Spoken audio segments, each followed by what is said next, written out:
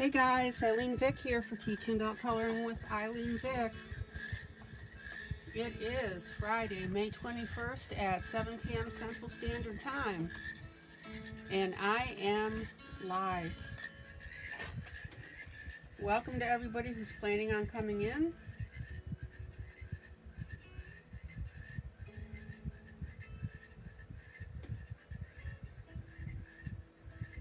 Good to see everybody.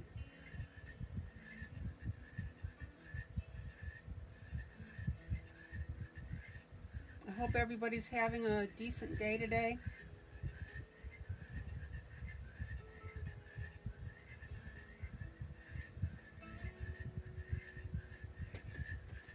Good to see everybody that'll be in here. Welcome to everybody that is coming into the room. Hi, Melissa.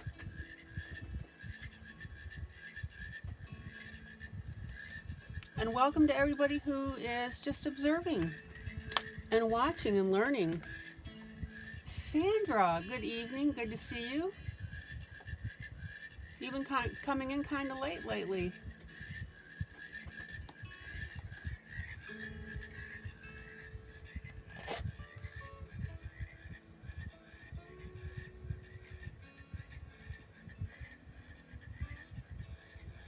I'm just getting settled in here.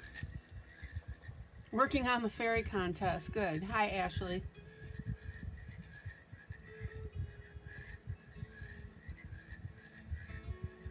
Okay, so a couple things. Sunday, May 23rd, the Hearts contest ends.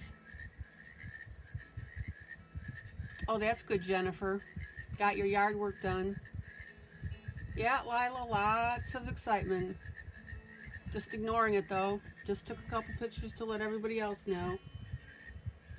All right, Sunday, May 23rd at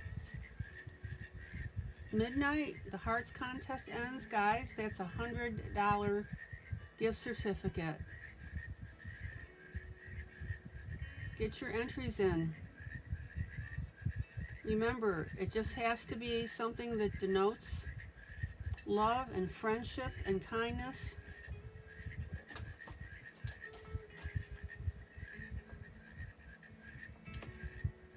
So it doesn't have to have hearts on it.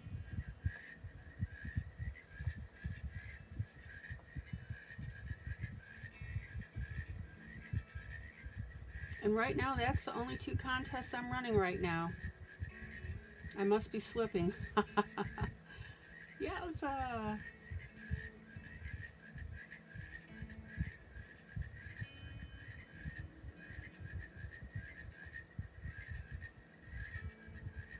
good to see everybody.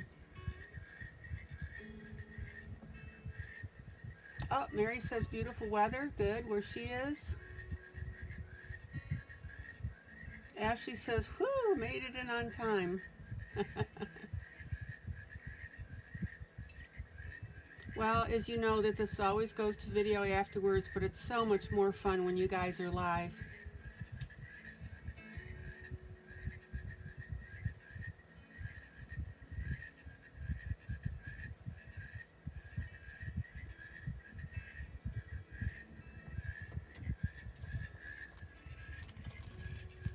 All right.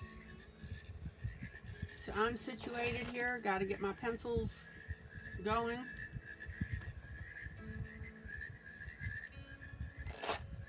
Now, don't forget, guys, if you have an electric pencil sharpener, you want to be periodically, that still means daily, sharpening a number 2 pencil. Rainy in Oklahoma. Hi, Melba.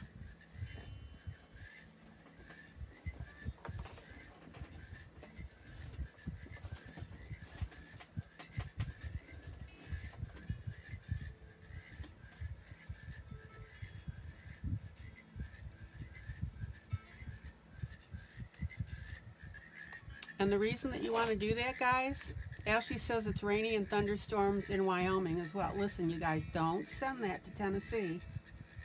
Although it's not bad to have the rain, of course. Good for the flowers.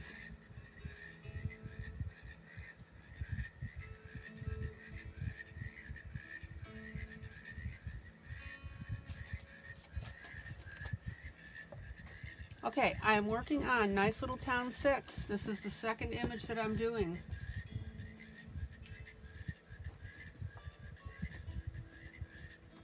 And by the way, just in case anybody missed it, I just posted a read-through and flip-through of Ivy and the Inky Butterfly by Johanna Bosford.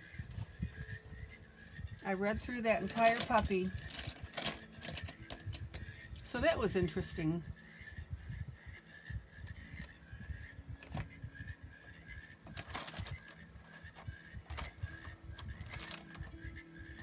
So somebody may want to use it for a bedtime story.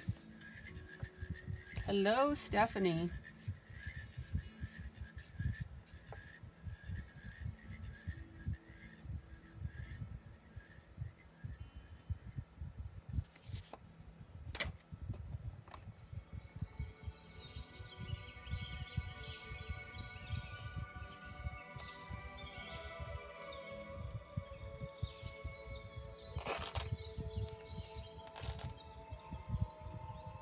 Hello, Gina.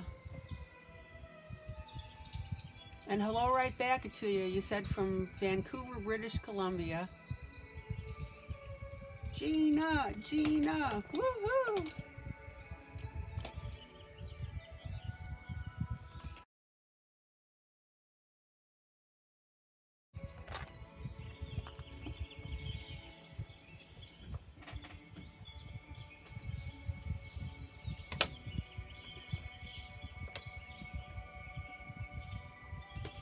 Okay. So the other day I finished up the jars. Very happy with it. You guys seem to like it as well. And don't forget that I did it different ways. Colored pencil, eyeshadow,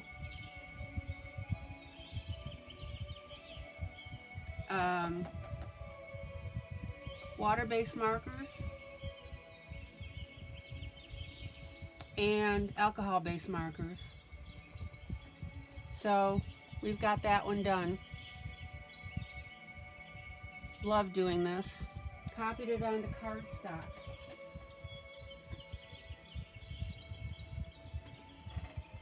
And now I'm working on this one. Okay, let's get coloring. Let's get coloring.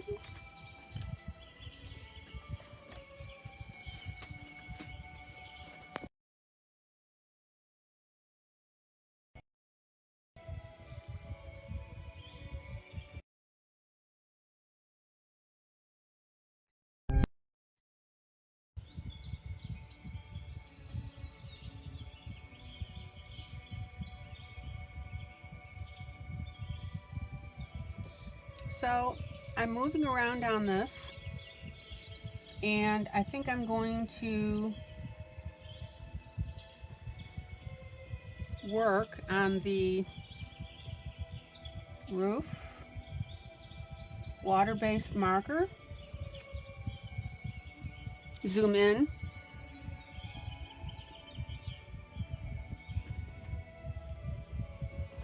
Thank you, Daisy. The leaf turned out well. In. Zoom in.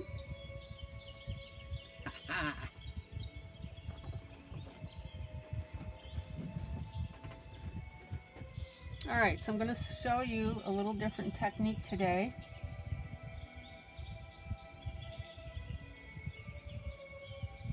Now, don't forget, I have pre-sprayed this with Krylon.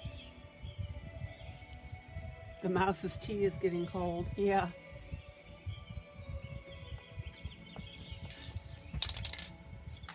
Don't forget that I use the workable fix tip beforehand, and that allows me then to do things like what I'm doing with this water-based marker, and that is when I put the color down. Hi, Melba. Again.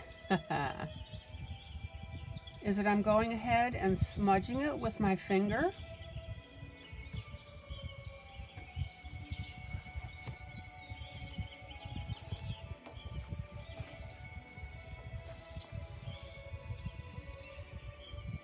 And that gives me that really nice effect that I'm looking for. Now, if you don't spray with that fixative first thing, you won't be able to do this.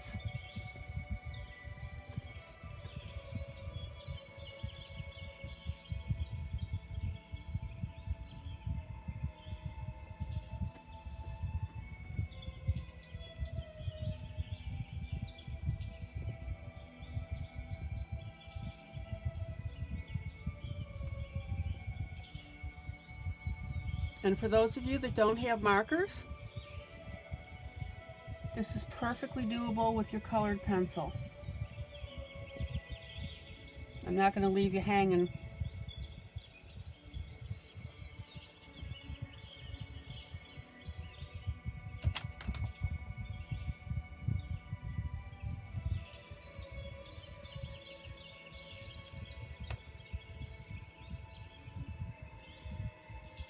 Actually, Lila, the Claire contest is announced and has been announced. That's the one where I showed the queen.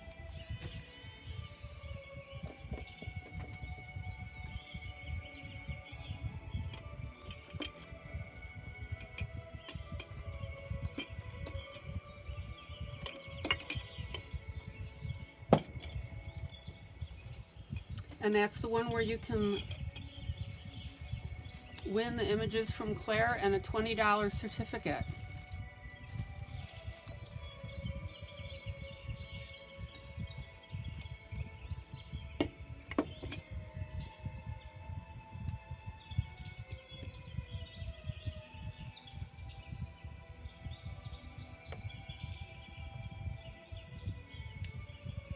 Okay.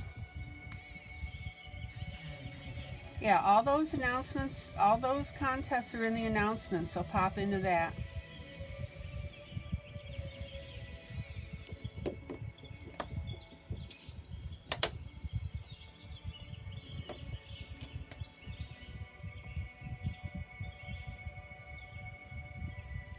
Yeah, the contest with the girl's face ended and we didn't have enough entrants to award a prize on that. So we'll do something else at a later date. Okay, now,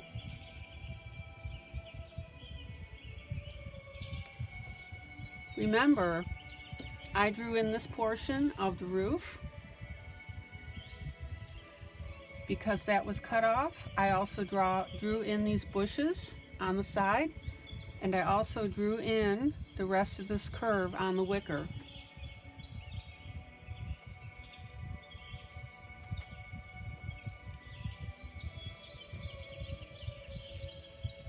Gina, I didn't apply anything on the tablecloth.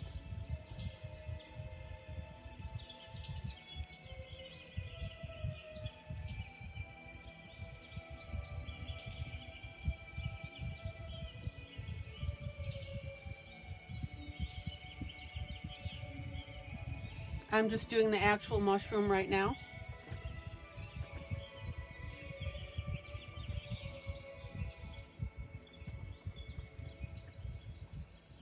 Okay, so I'm using water-based marker here. Now, for anybody that's new, any questions that you may have,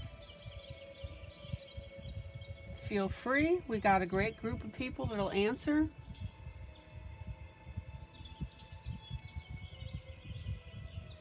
It was the white clear tube. Are you talking about my eraser? This is an eraser. It's an electric eraser, Miss Gina.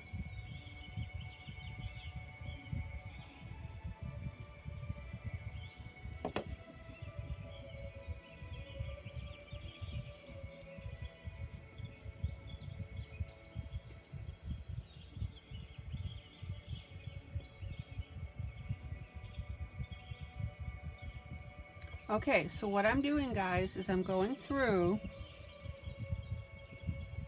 and I'm applying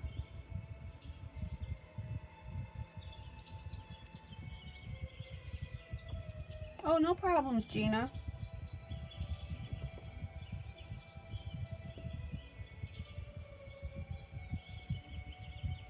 And I'm smudging my pink because I want a very light pink. So it's just like I am using pencil.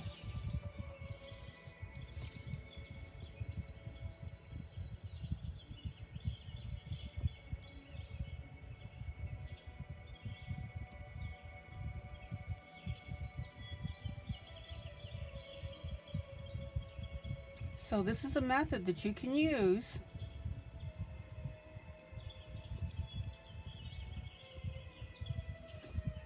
if you want to apply over an extended area, but you want to do it in marker and not pencil.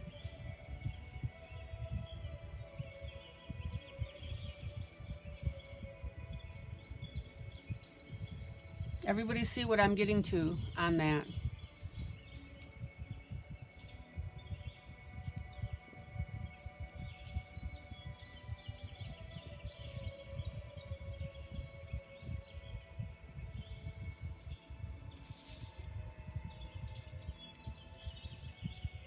And as you can see, it's pretty accurate. You just got to watch when you're next to something. Zoom in. Now, this little area, for example, that I want to get into between the little fence up here, you put your marker in and pull your finger out, away from the fence. And that way you don't get it where you want it, or don't want it, excuse me.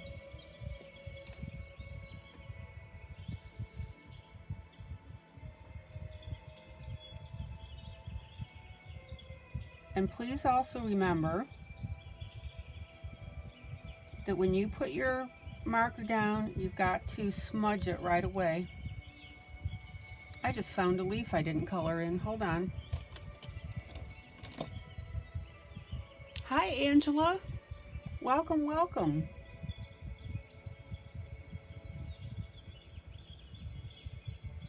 Glad you could make it.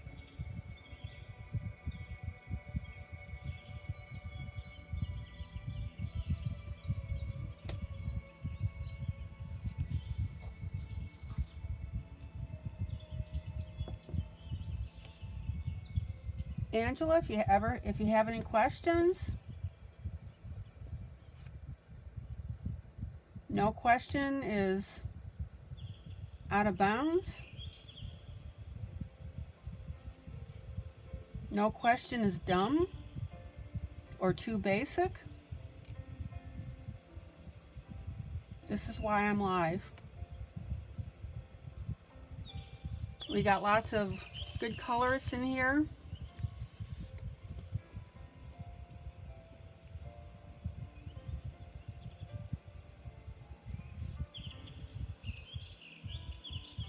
Angela, where are you from?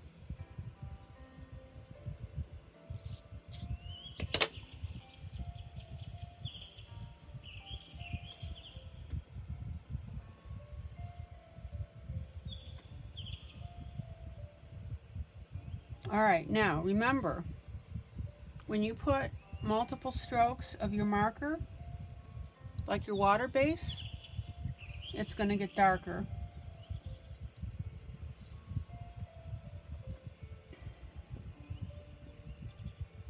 Now, one of the things that I could do is go back over this with pencil. I have also been doing pencil and then marker on top of that. It just depends the look that I'm after.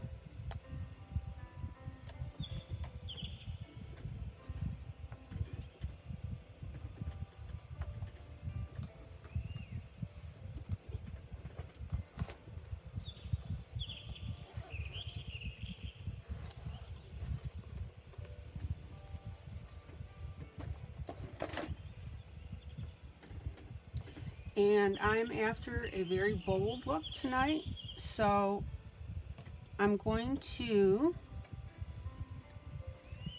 show you something a little different. Now with that color, let's see here.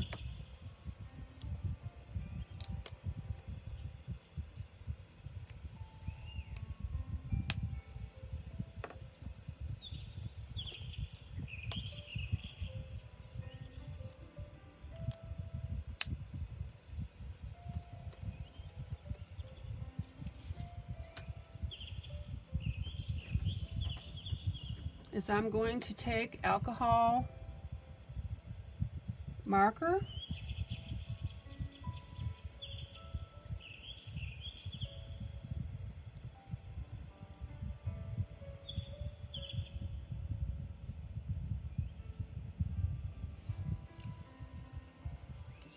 and I'm going to outline this. Now remember, alcohol marker sits exactly where you put it.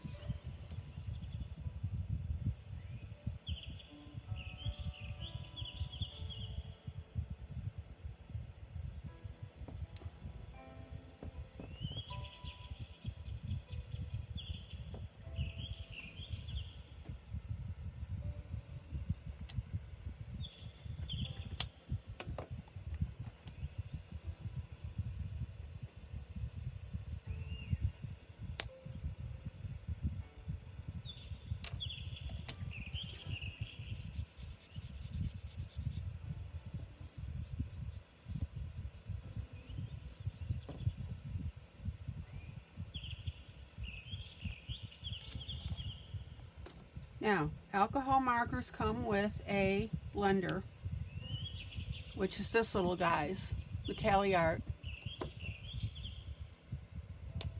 So Lila, did you listen to the whole book? I did a read through and a flip through.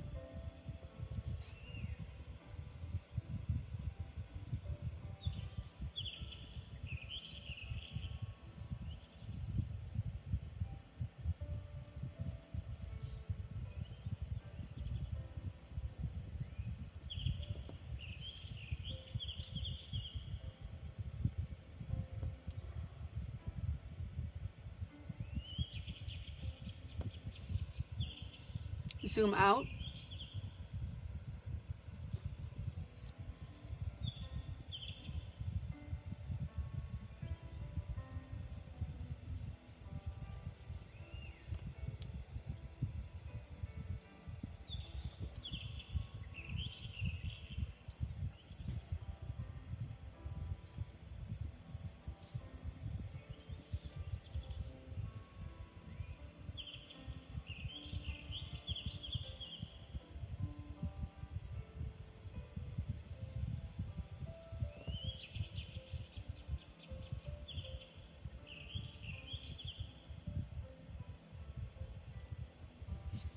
Now, I'm still rubbing this alcohol marker a little bit, that when I put it on, I am immediately rubbing it, but you don't have a lot of leeway with it.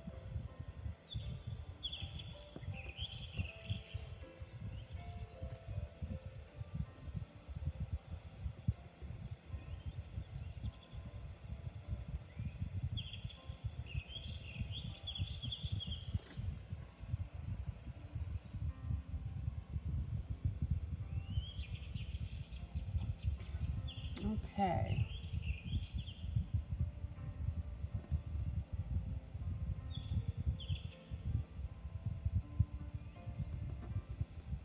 Well, thank you, Lila. Appreciate that.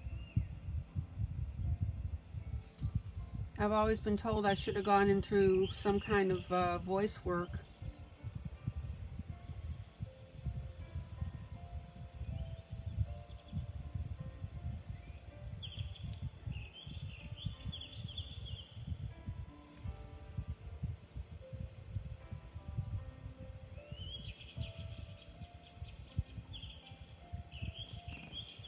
Now, when you're doing something like this with your alcohol markers, guys,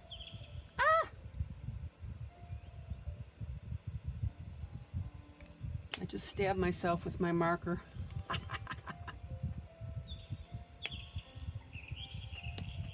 Good going.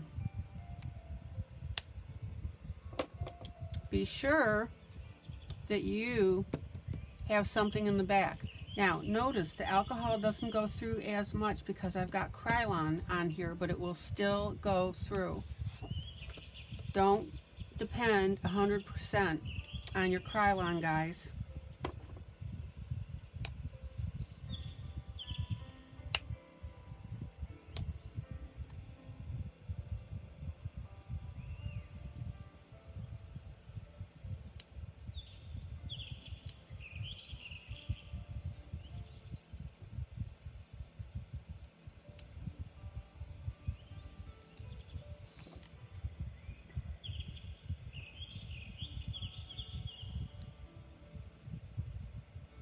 Now, I'm getting my fingers right in there. I mean, instantaneously when I put down that alcohol marker, I'm smudging it. Okay, now I'm going to go through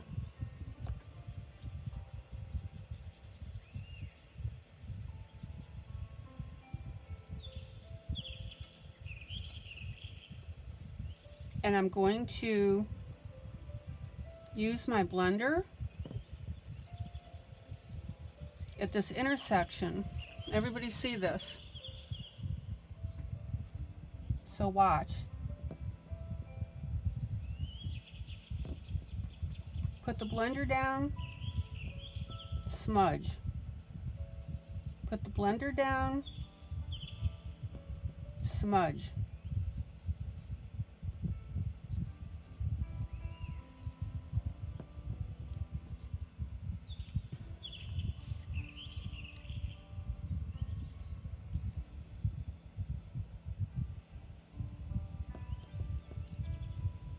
Put the blender down and smudge.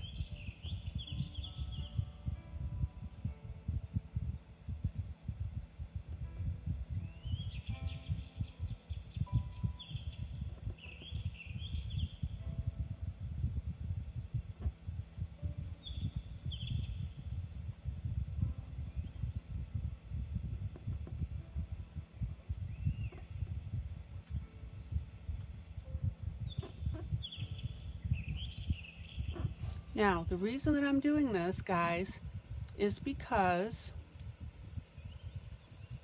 I like to have the vibrant color of the alcohol markers, but I want the smudgeability of the water-based.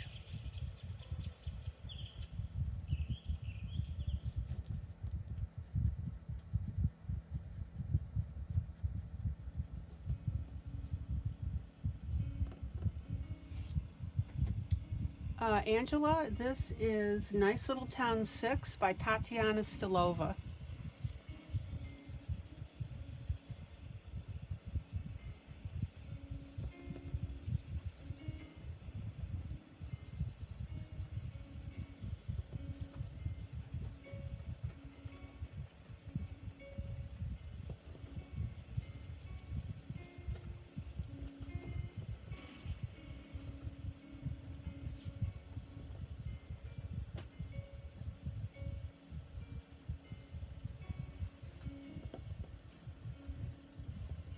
Now, if your alcohol marker doesn't completely disappear, the line, that transition line that we always like, then you take a comparable color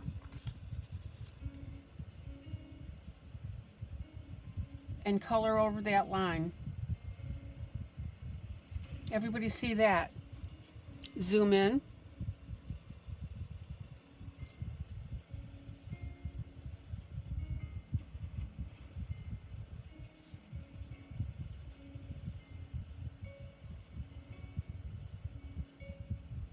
So it is a really cool way to get the vibrancy and the permanency of your markers,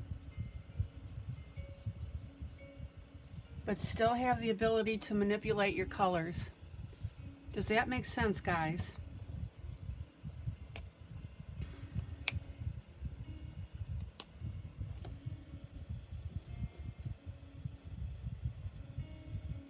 And the really neat thing is, once you put that alcohol down, you're going to have a little more blendability.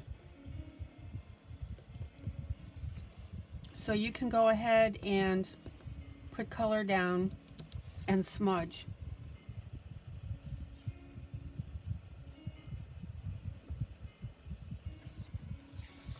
All right, let's take a look at this. Zoom out.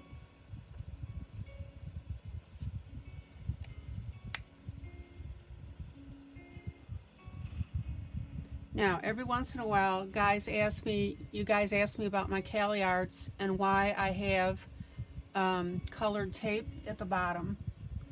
And the reason that I did that is because Cali Art doesn't clearly identify which end is which. And so this is the chisel end, and this is the brush end. And I use the brush end mostly. So I put a little piece of tape on the bottom. Sometimes it's green, sometimes it's orange. I mean, some kind of vibrant tape on there so I can see which is which. And then I store them with that tape down so I can grab them and grab them with the brush point. Okay.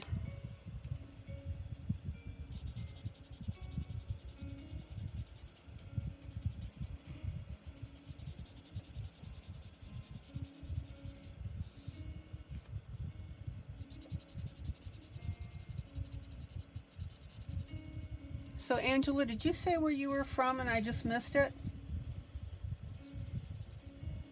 Now, after you put your alcohol down, take your finger and smudge.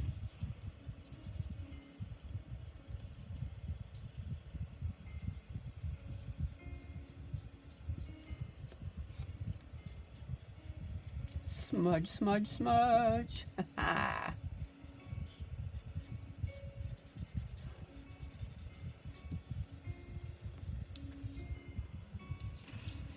Everybody see how vibrant that's looking now?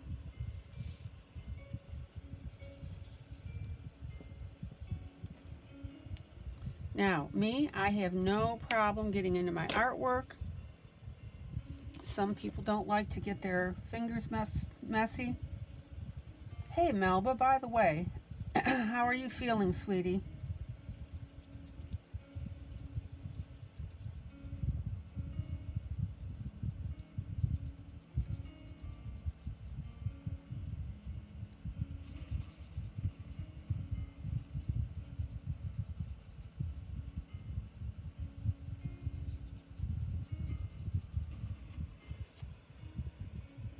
Zoom out. Zoom out. Look at that, guys.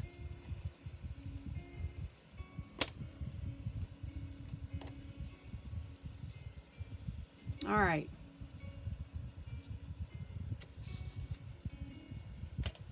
So there's a new little technique there for you. Again, this stuff's going to leak through. So, one-sided paper. All right.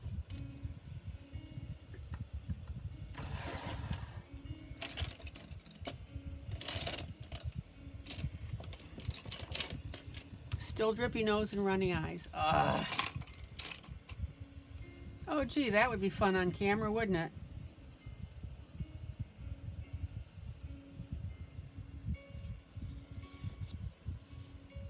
Okay, now, whenever I do red, pink, red like this,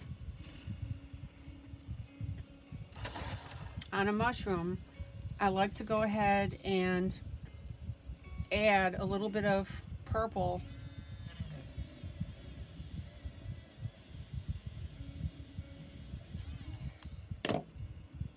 on the rim of the mushroom. Why? Because it makes it look like it has indentations on it because it's a shadow. Zoom in.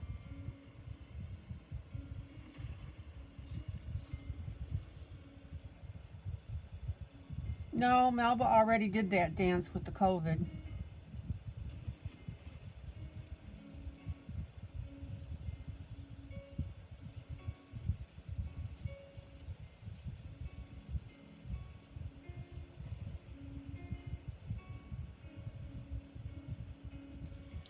So notice now how we're getting that beginning of that dimension.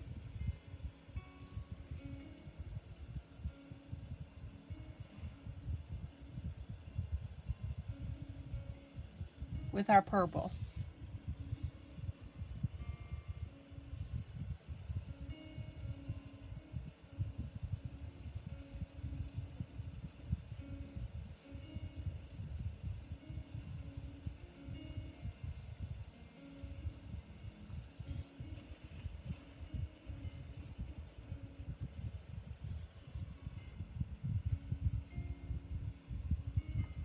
And I'm going to run that purple across.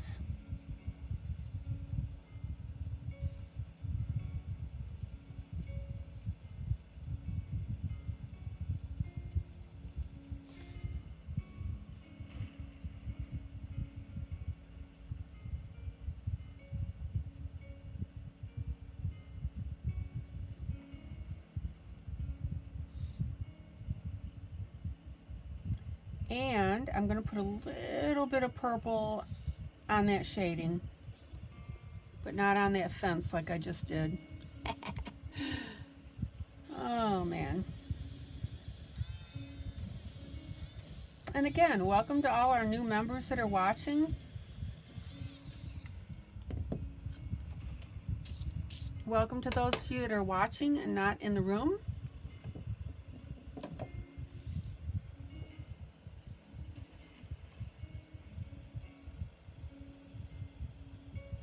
And for those of you in the room, please share.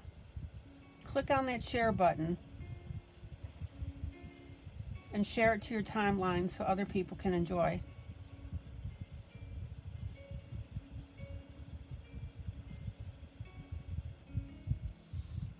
Zoom out.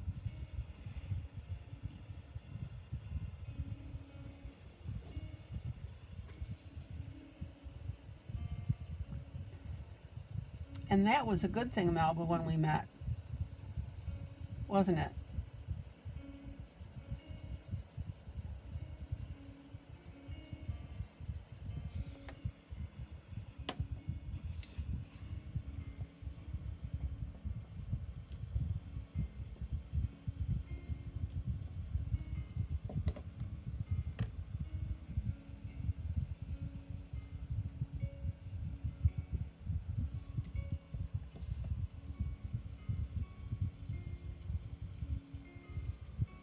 Oh my gosh, yes, Rhonda.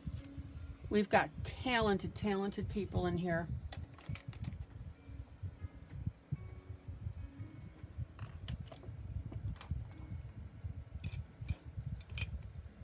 Let them shine in this group.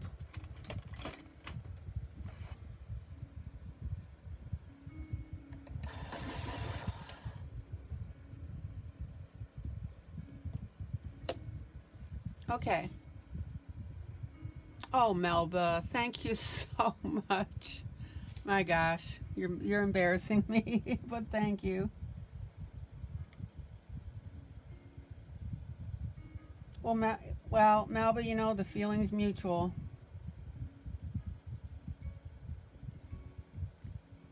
I think we can do some pretty nifty things together. So hurry up and get better, will you? Okay, zoom in.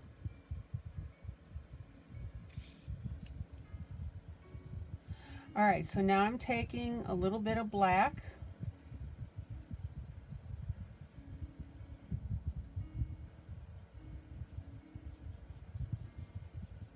And I'm putting this along the edge.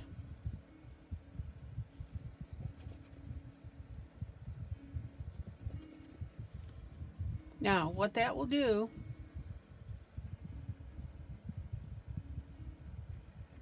is that's going to make this mushroom look like it's got some divots in it.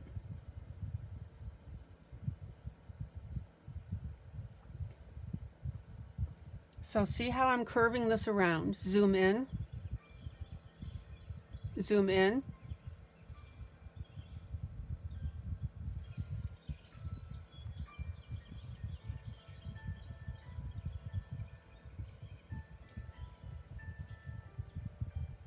Everybody see how I'm curling this around? Going to give that a little rub, and it gives the illusion of an indentation on this mushroom.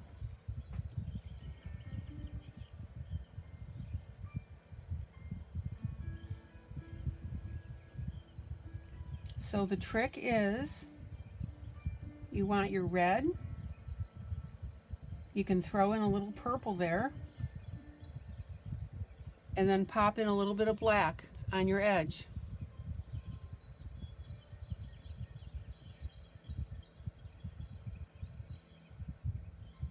RPB.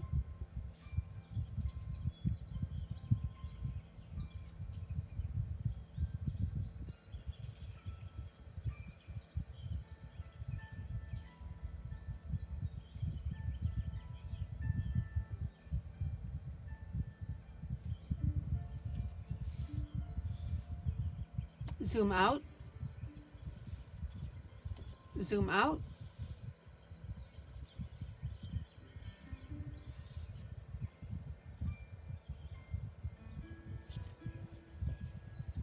and then I'm just going to add a teeny tiny bit of black on the bottom, not much.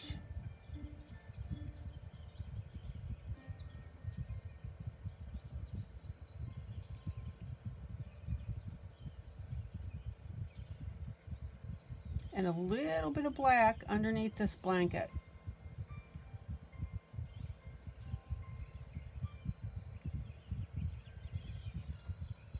All right, zoom out.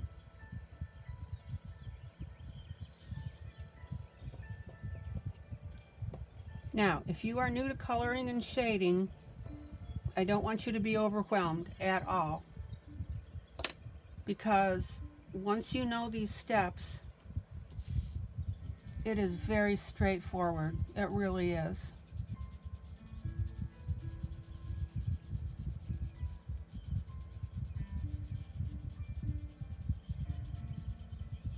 When I first did mushrooms, I felt intimidated by it because I was seeing some really beautiful ones that artists had done. And I thought, oh my gosh, never in a million years.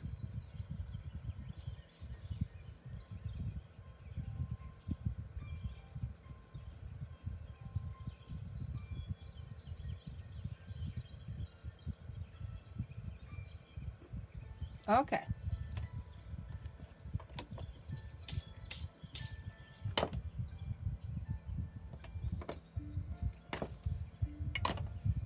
And for those of you that are new,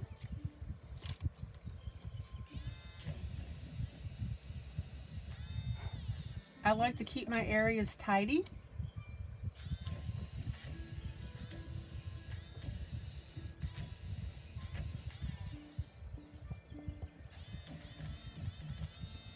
It just helps me when I'm deciding on colors.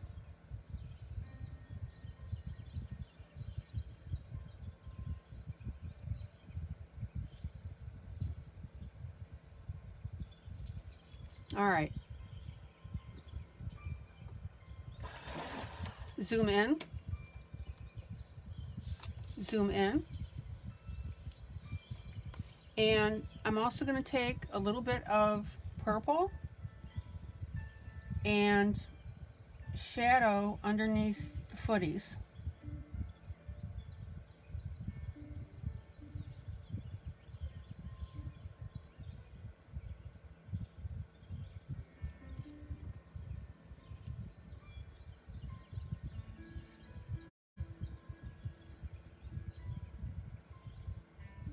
So I want you to think of these little things, guys, because that's what makes your images really look neat.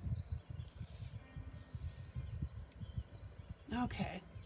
Now, technically speaking, yeah, I know, there's not a sun in the sky.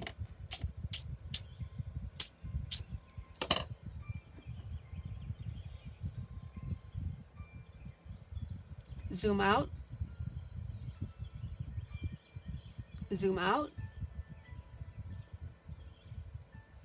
Looking pretty good.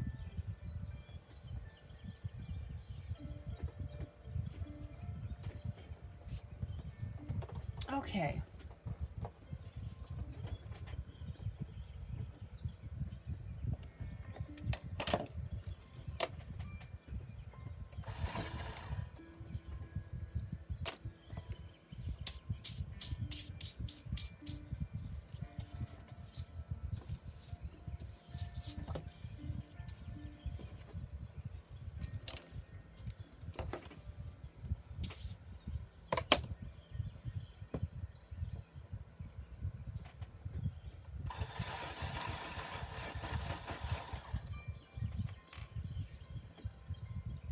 So I'm going to go ahead and work on this telescope stand.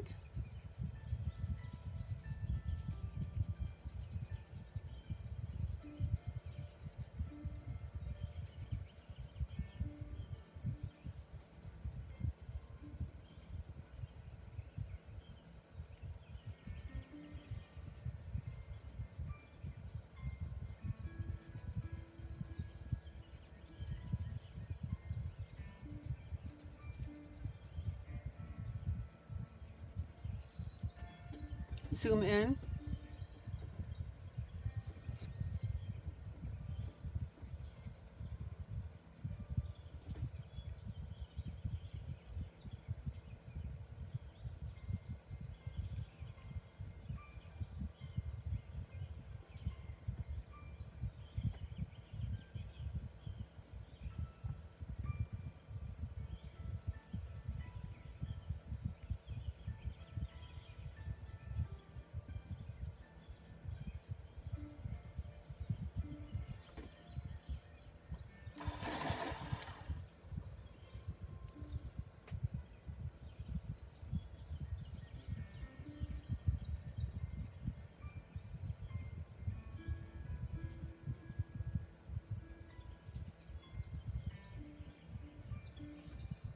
Alrighty.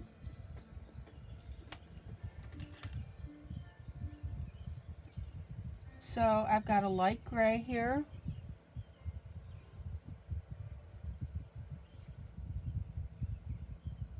And then a little bit of black.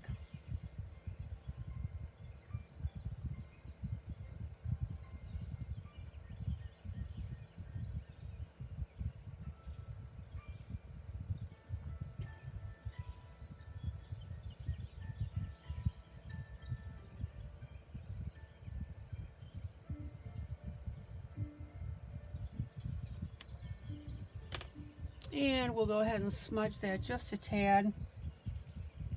Blend it in. Not much, or else it turns to mushy colors.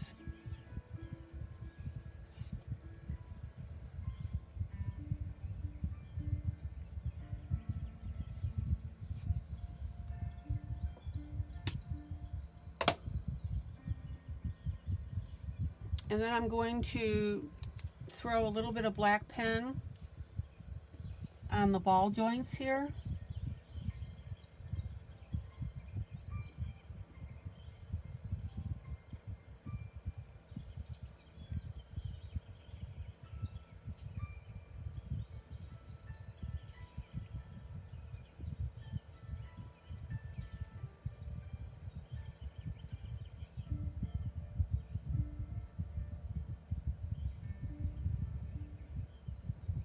And then I'm going to take a little bit of black pen.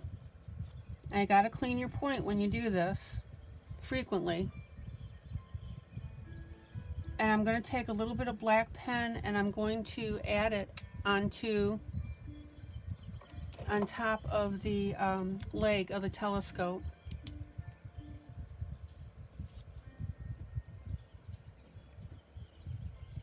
Why? Because black can be dimensional as well. And I'm not coloring it full black, I'm just putting streaks in.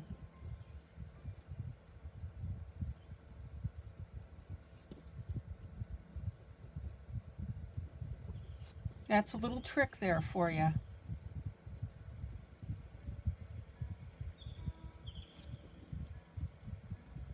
Zoom in. Zoom in. Now, if you want to, you can take your black pen and put a little bit of shadow in there. See how I'm coloring? That I am coloring in.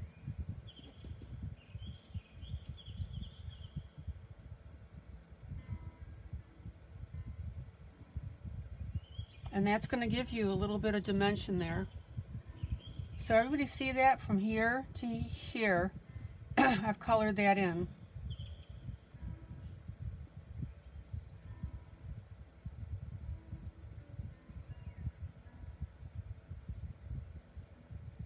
And look how I've outlined this. See this?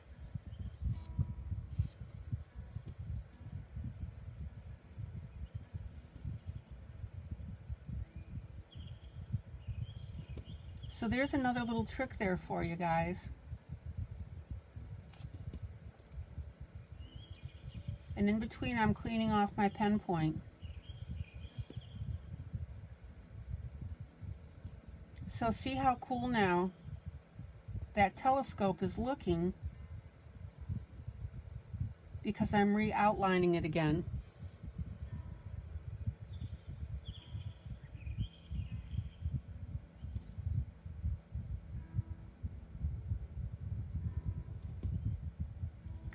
off my point in between. There you go. Now that looks sharp.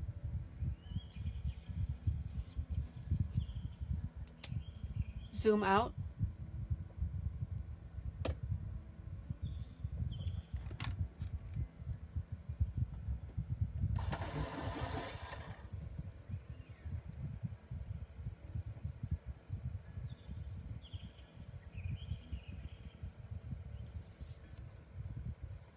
Okay.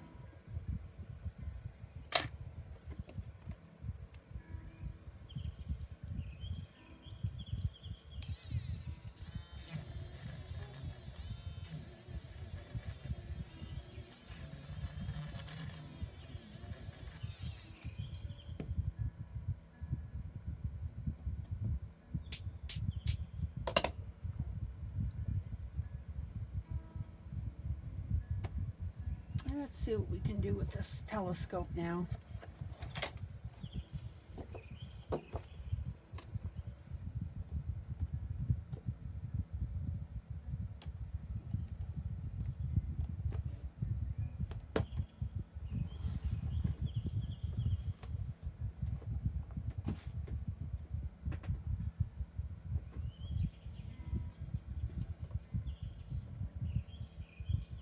La, da, da, da.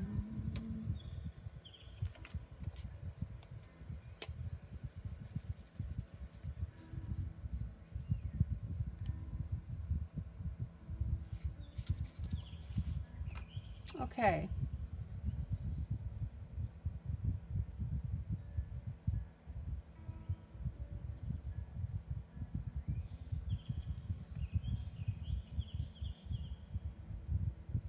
Water-based marker.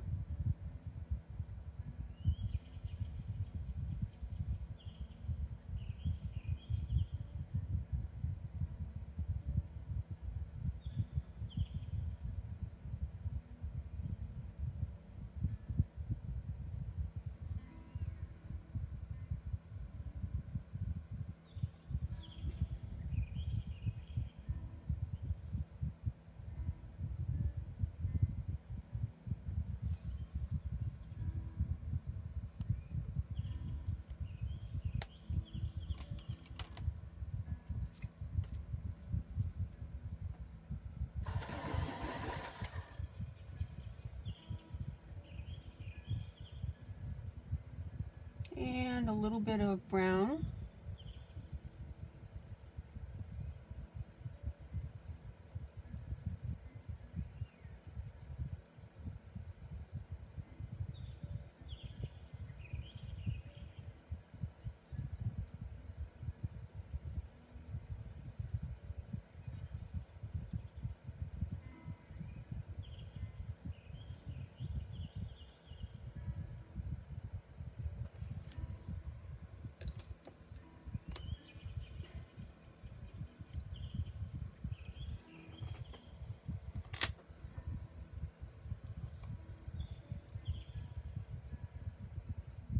And a little bit of gray here.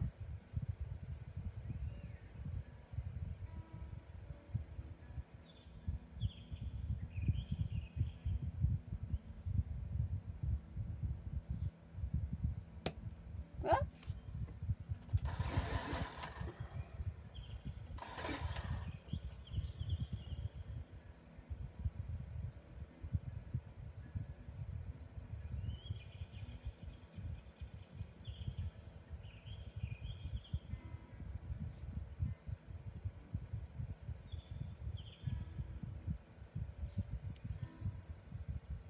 And then on the lenses, you know, when we think of glass, we think of blue. So I'm just going to pop in just a little bit of blue right there. Why not?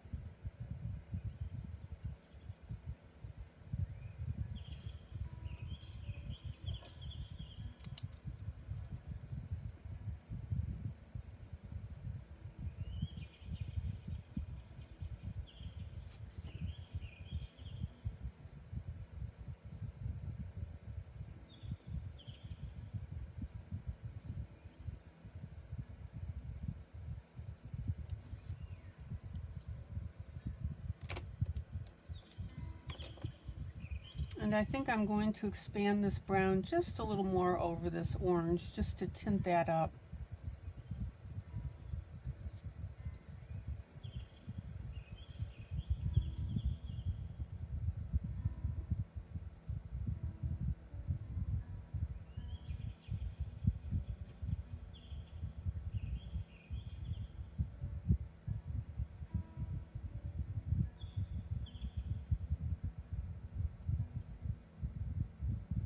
Zoom out.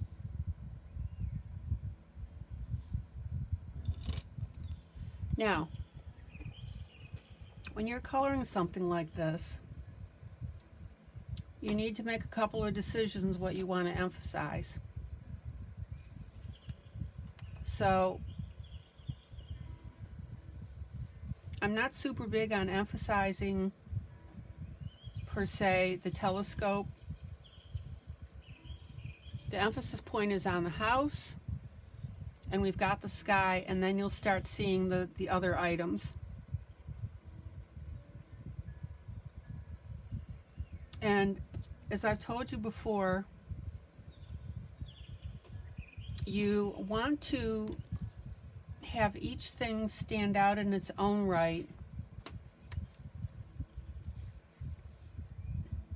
but still be perfectly compatible with everything else and not really override what your intention is on the piece.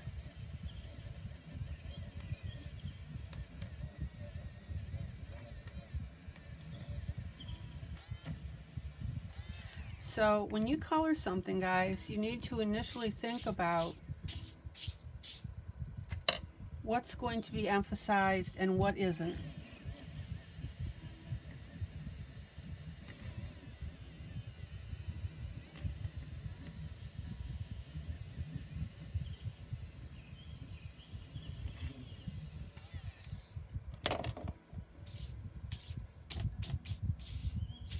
And I don't want something like the telescope overriding what I did with the sky here, which is the northern lights. Oh, and by the way, this is a glue smudge up here. And so I'm going to incorporate that into my picture.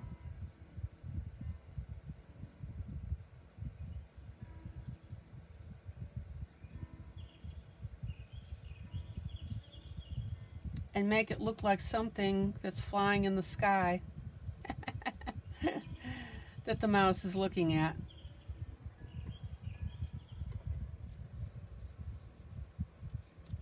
So basically, I'm embracing an accident. I couldn't erase it, and I couldn't really get rid of it. Now, I still may be able to minimize it, and I'll show you that later, but I don't want you guys having conniption fits when an accident like that happens.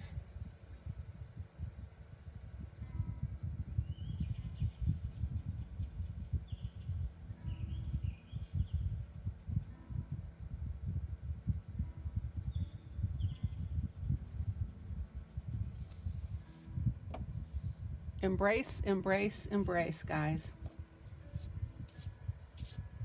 All right.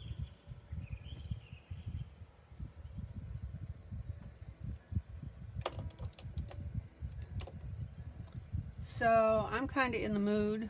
I'm in the mood.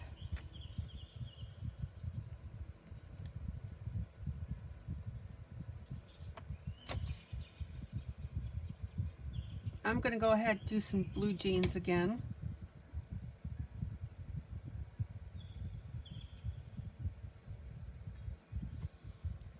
Zoom in.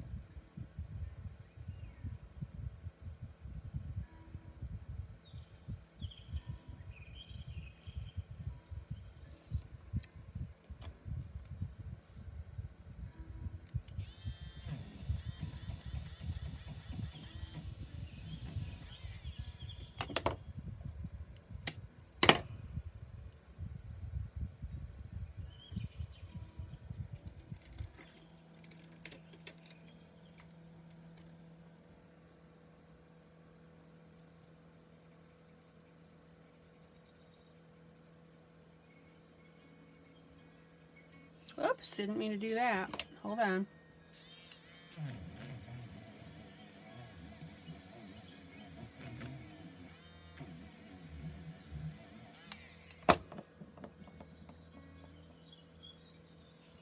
Medium blue on his pants and dark blue.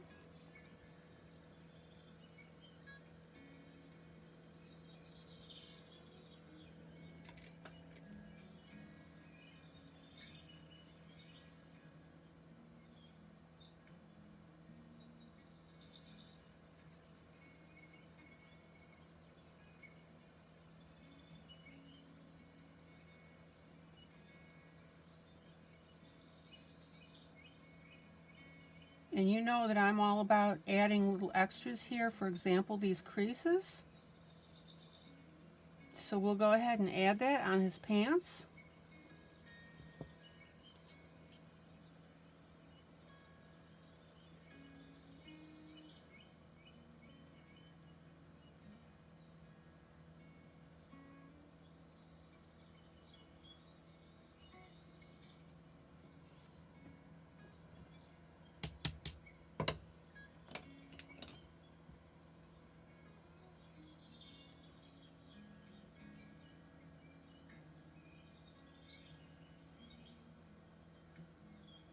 And then just a little bit of an outline of black.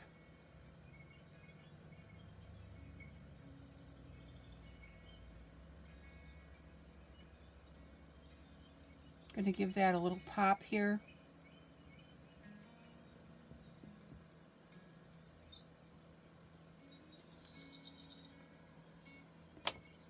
Because I want you looking at more than one color.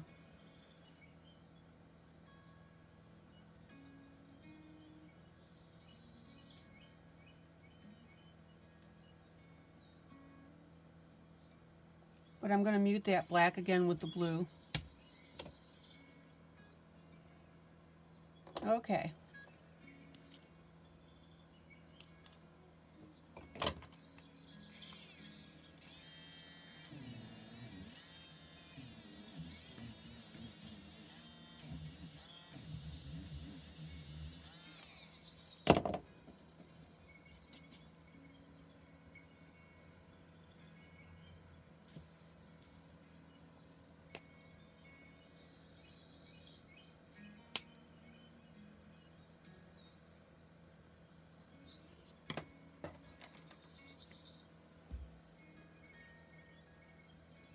We'll give him some purple socks.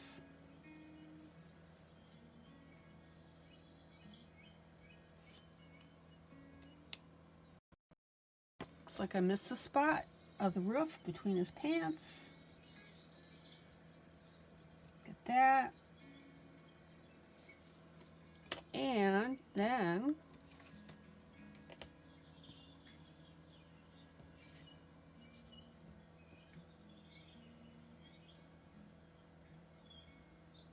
we'll give him some brown shoes.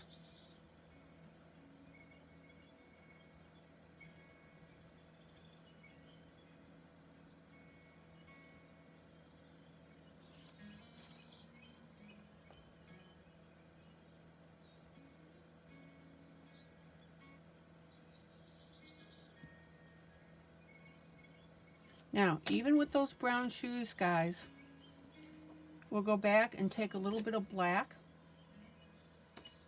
and darken in that sole.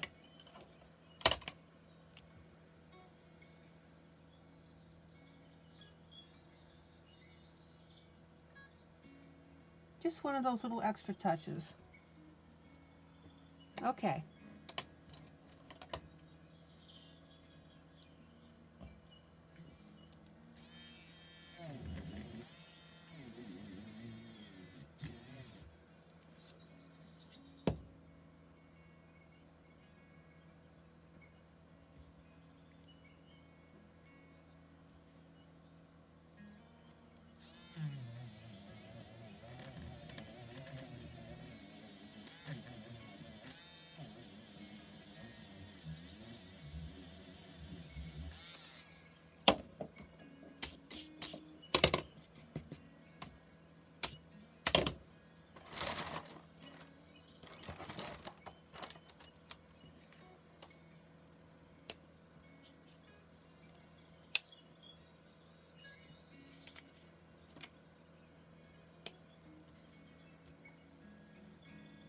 water-based marker on his shirt.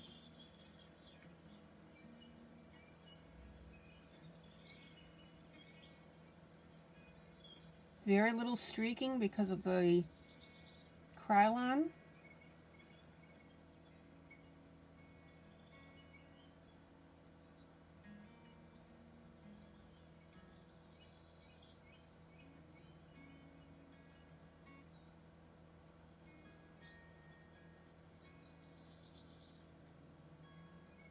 And anywhere that you want to emphasize and make darker, you just go back over with your marker pen, your marker.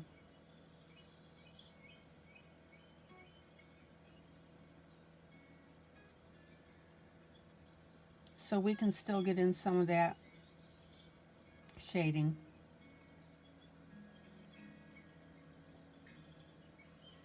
Zoom out.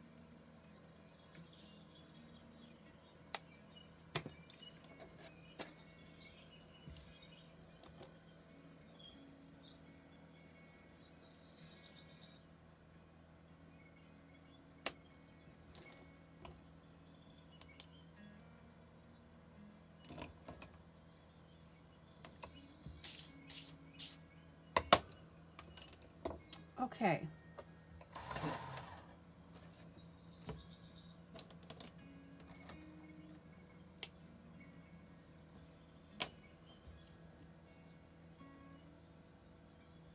A little bit of pink in his ear, a little bit on his cheek.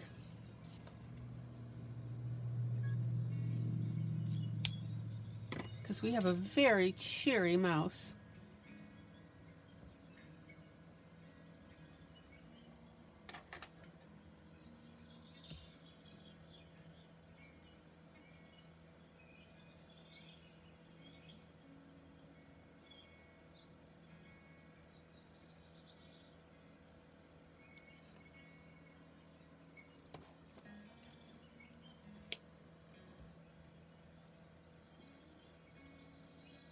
And a pink nose.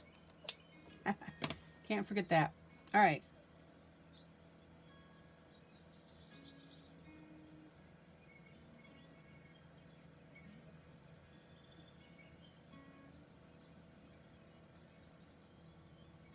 Light gray on the mouse, a little darker on the ears.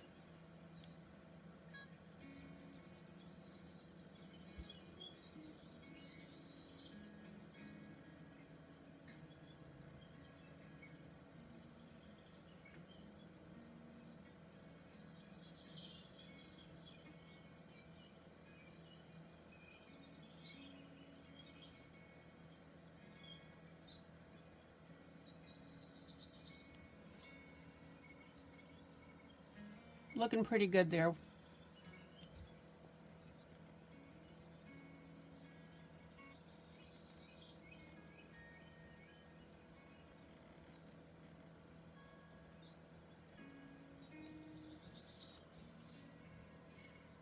Zoom out. Not too shabby. La da da dum.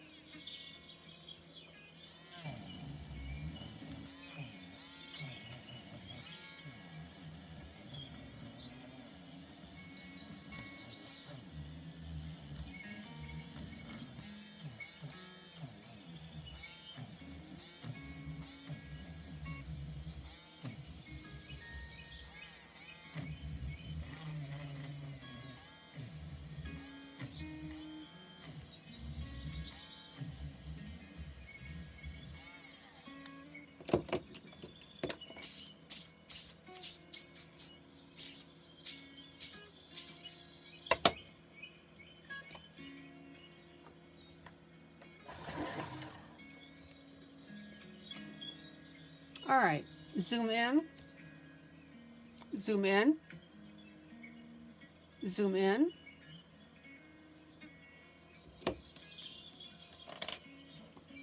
La-da-da-da-dum.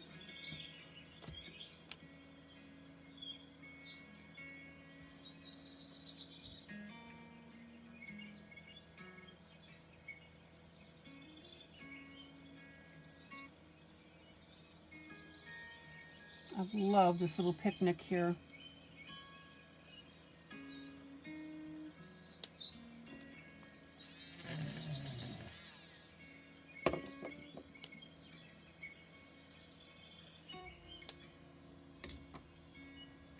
Now I'm going ahead and putting in my marker on my oranges, and then I will come in with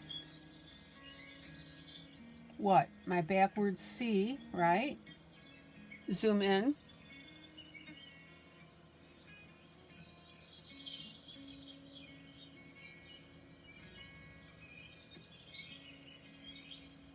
To get a little dimension on those puppies. And all you're doing is darkening the one side.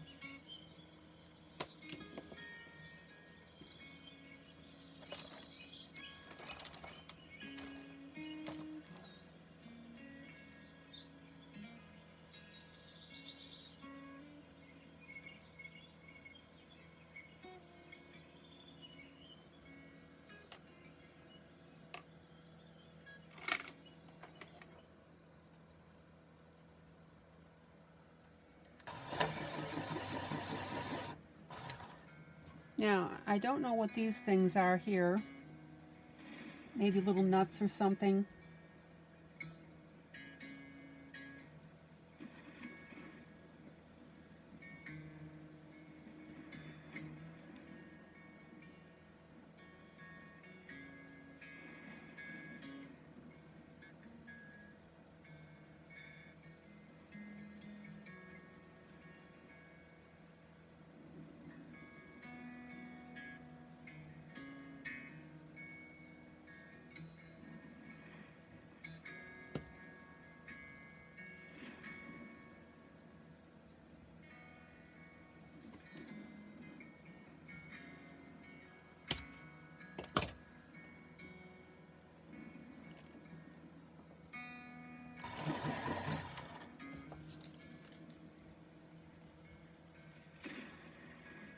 So colored pencil, and then I'm going to blend.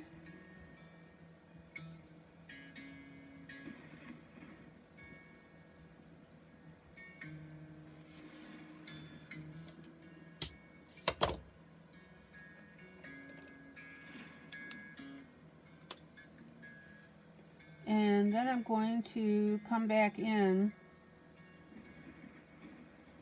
just darken up those lines a little bit.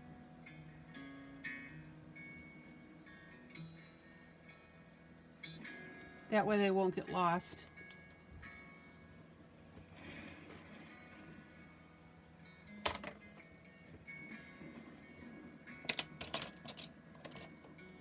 Teapot. Soft blue.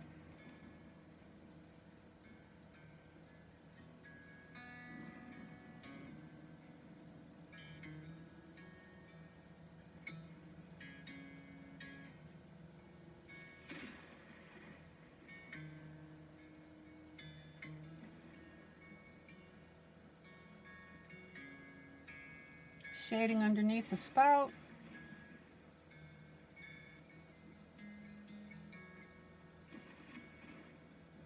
Shading underneath the lid. Same pencil at the moment.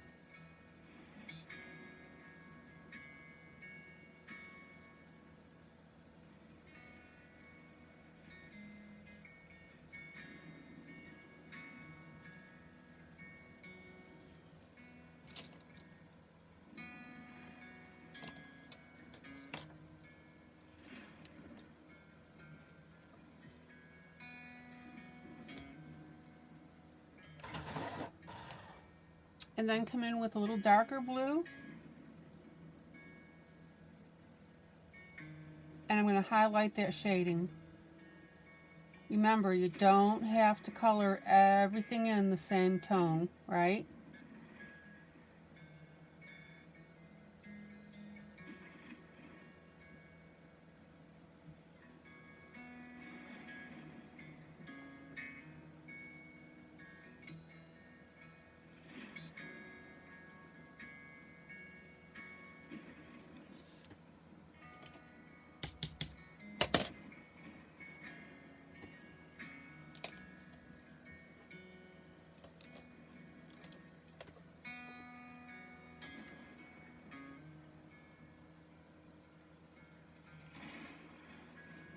And then I'm going to come in with a purple. Oh, no, I'm not. Bad idea. Otherwise, it's going to look like our teapot's got holes in it. Sorry about that. Made a boo-boo. There we go. Turquoise marker, water-based.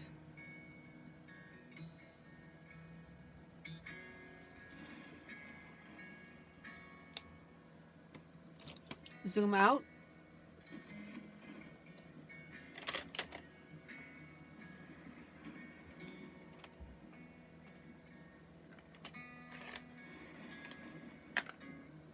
Excuse my arm.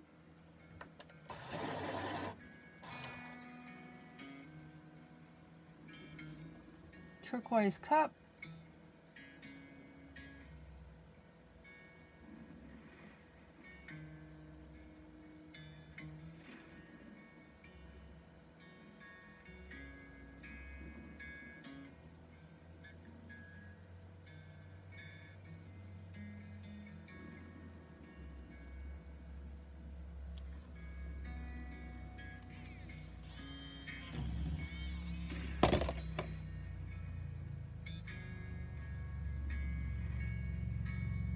A little bit darker on the edges.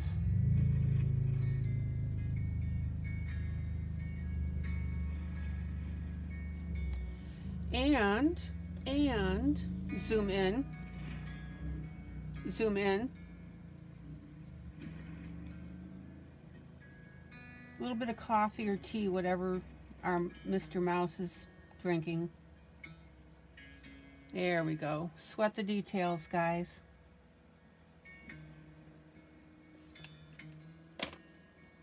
Teacup is a little bit popcorny, meaning our white is showing through.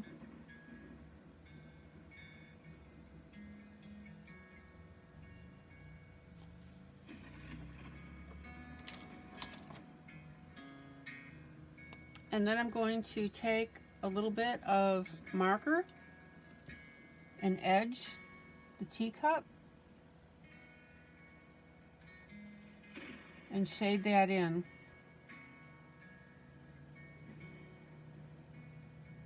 And notice that after I put the color on, I just gently touch it. And that gives us a really nice blend. I don't know if you can see this on the screen, but it's darker on these edges here. Can you guys see that?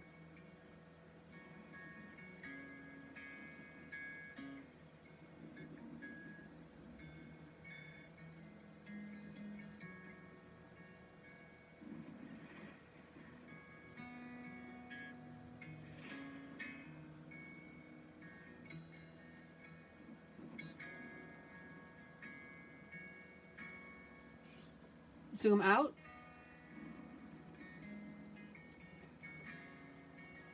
Zoom out. Looking good, guys. So we've got good rich colors on everything that I'm doing here. And for those of you that are just joining or watching, I am doing Nice Little Town 6 by Tatiana Stilova.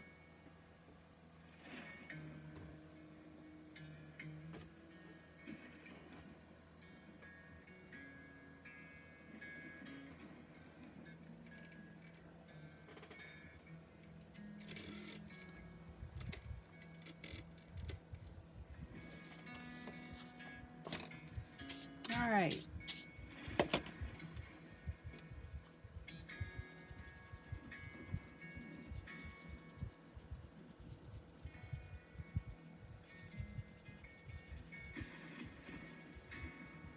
And I'm just smoothing these areas out a little more. Zoom in.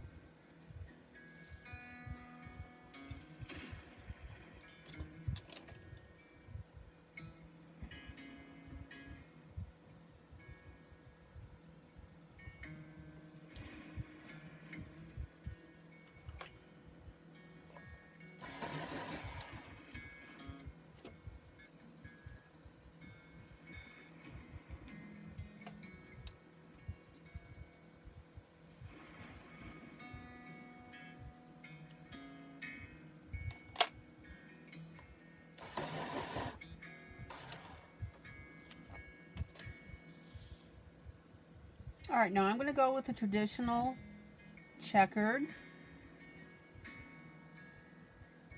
tablecloth.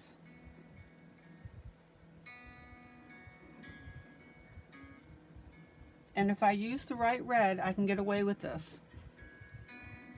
Zoom in.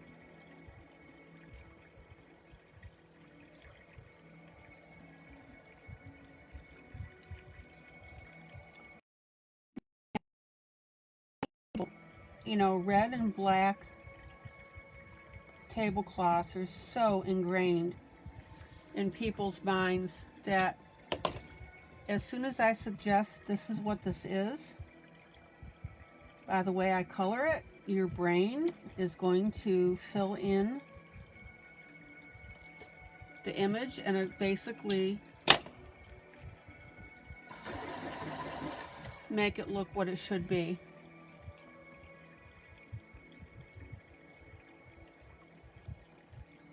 So don't let that throw you. All right.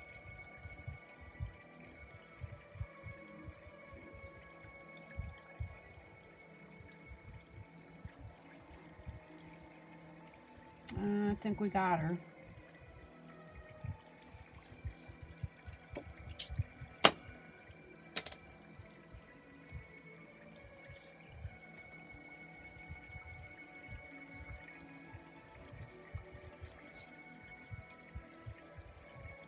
A little bit of blender pencil. And for those of you that are new, I've always put a paper towel underneath my hand. Lets me slide across the page.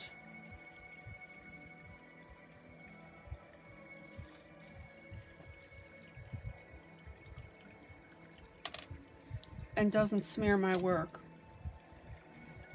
Okay.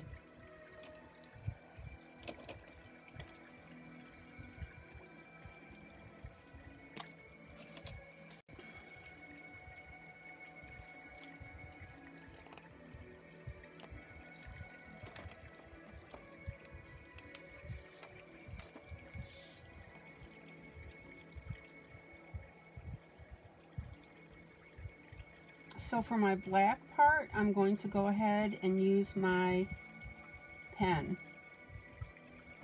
because that'll be the most vivid black that I've got.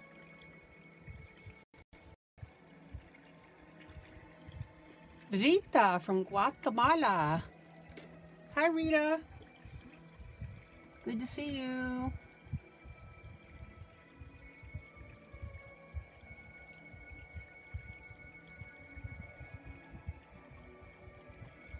Rita, how are you feeling today?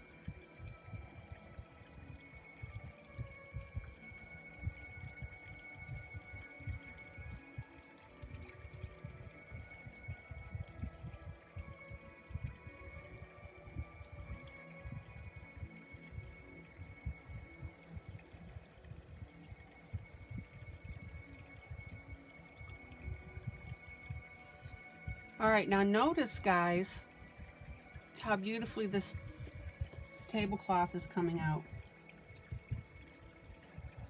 Don't be afraid to use similar colors, right?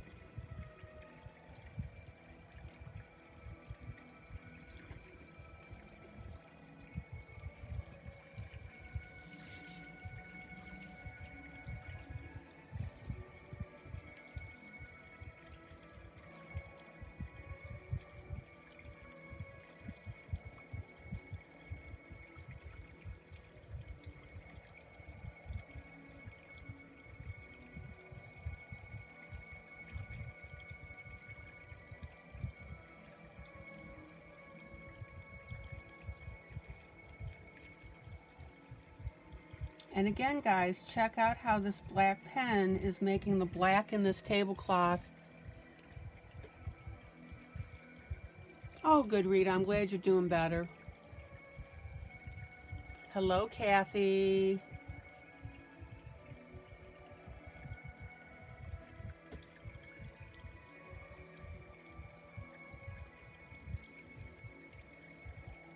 Well, Rita, I'm just so glad you could join in tonight. Just sit back and relax.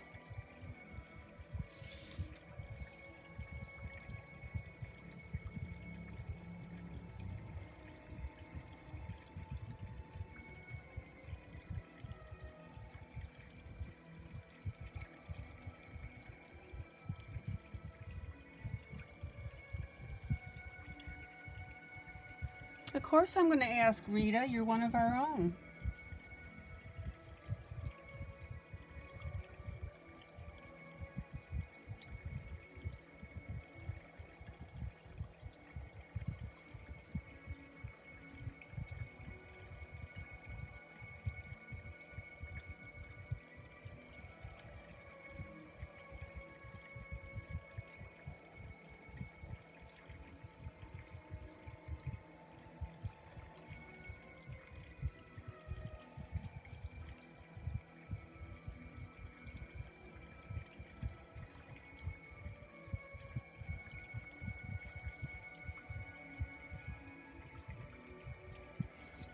Zoom out.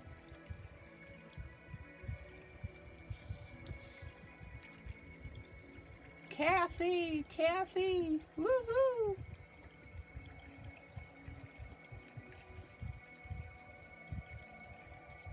Now, just to make sure that we have a little bit more distinguishing between our top here, I'm going to add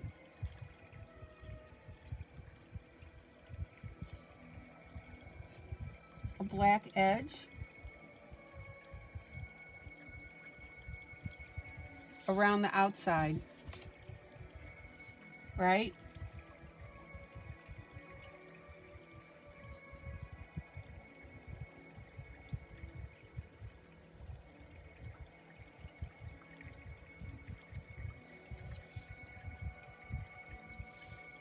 So if anybody was wondering what I was going to do about that, that's what I'm doing.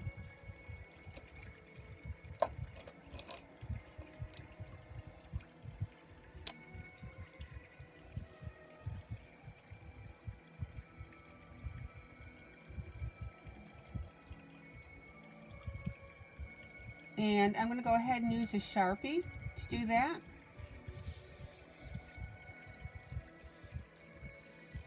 Boy, that looks weird upside down, doesn't it?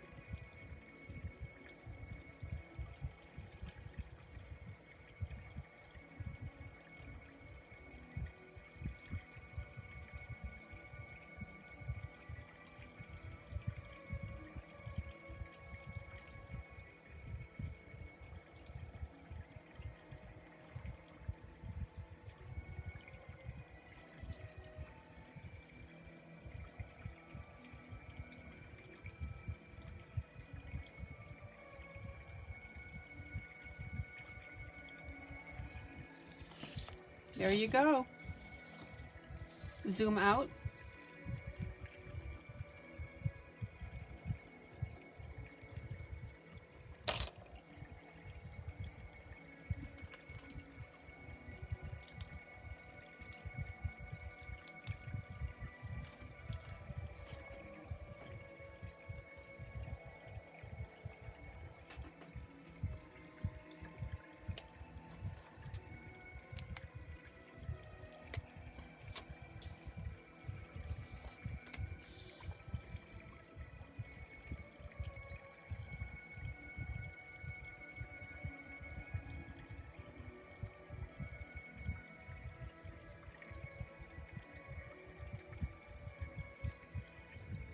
And if you really wanted to play with it, I'm taking a red alcohol marker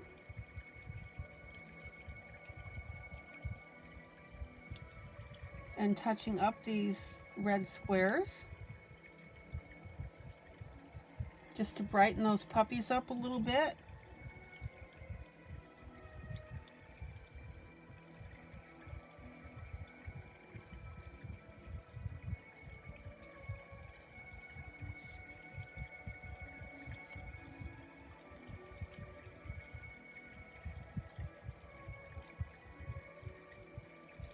And that way we don't have any confusion at all with what's what.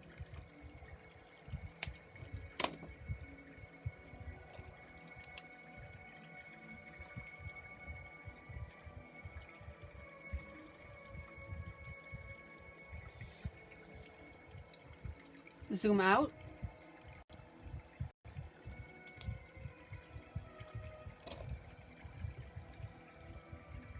Okay, we got us tablecloth.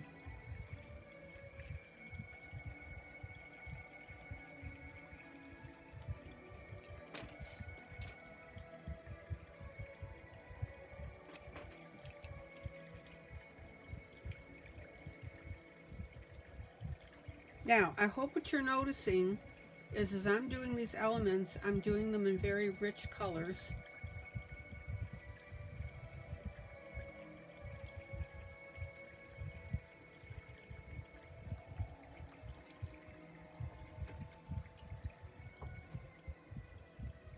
And there's a method to my madness for that. I've been discussing that all along. We want them to be vibrant. Thank you, I saw that thumbs up go by. Zoom in. Zoom in.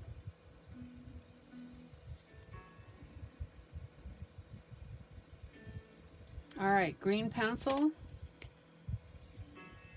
green marker on top. Smudge it a little bit. Water-based marker this time. Boom.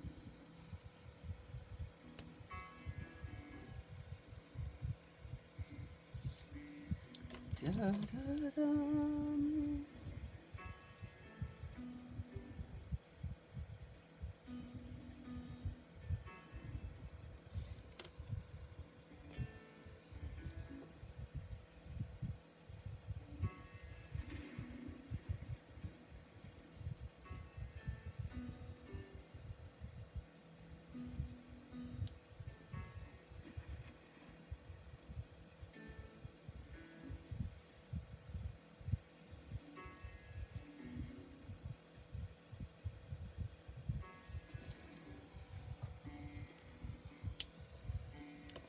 Da-da-dum.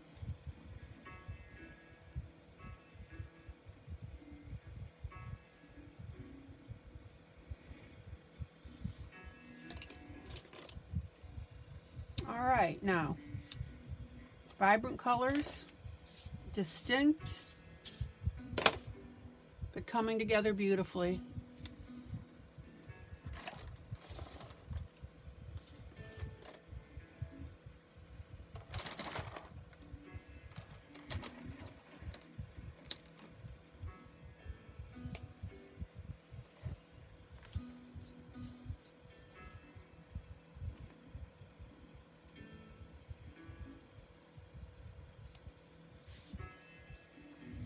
All right, water-based marker on our fence, very lightly.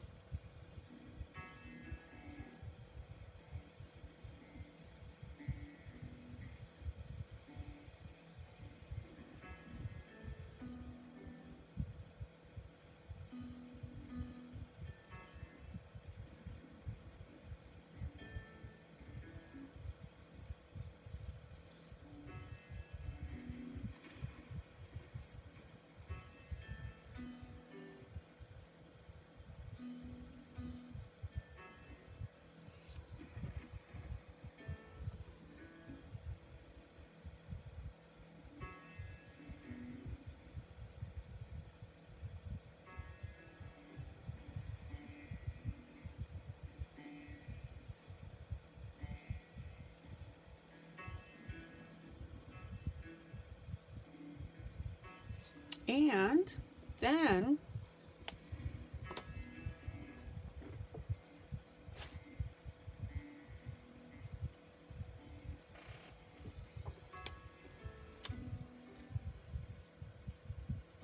I'm going to come in with my alcohol based.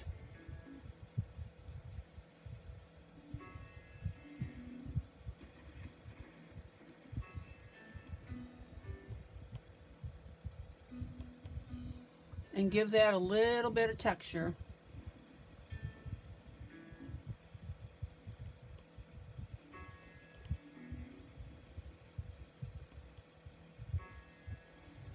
Now again, guys, be careful with your alcohol based because they sit. So be very sure that that's where you want your color and your highlighting.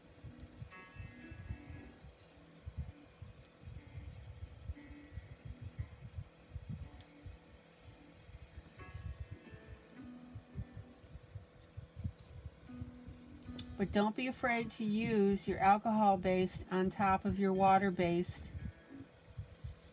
for your darker emphasis. Hopefully that makes sense.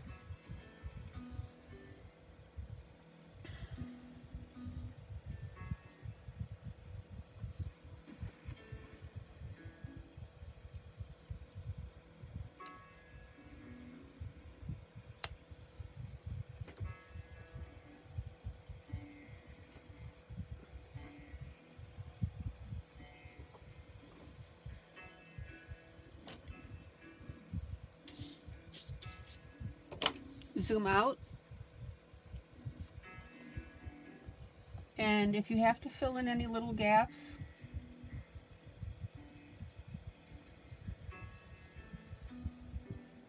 grab your pencil. But as you can see now, this fence looks pretty rich.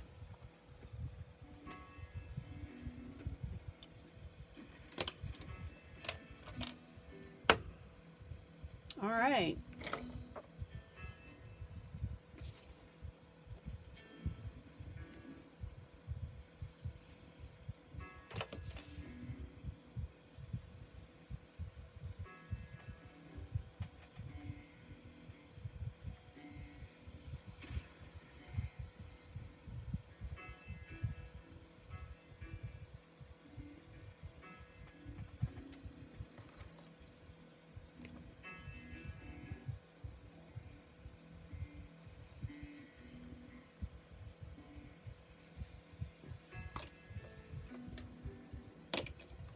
So now I'm going to go over and let's get some leaves done here.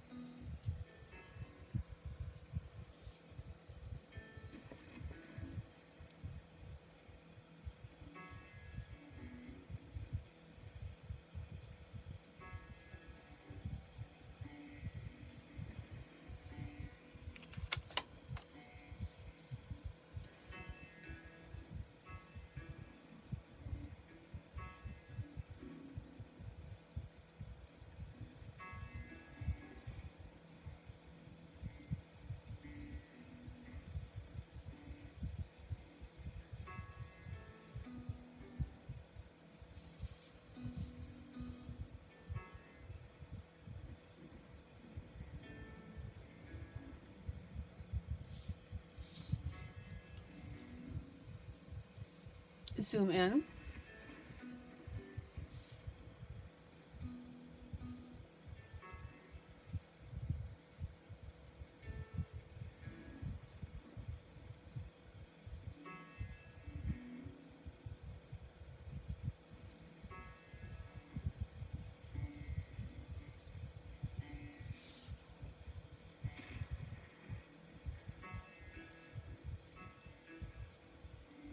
Water-based marker, medium green. All right, now I'm going to take a little bit of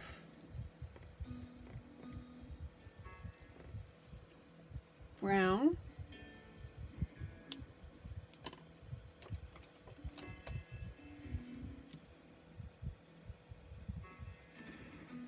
and smudge in just a little bit of color here at the base.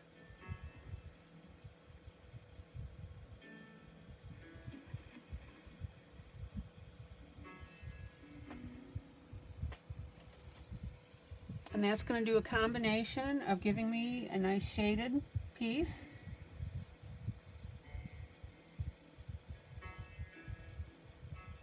and color interest down the leaf.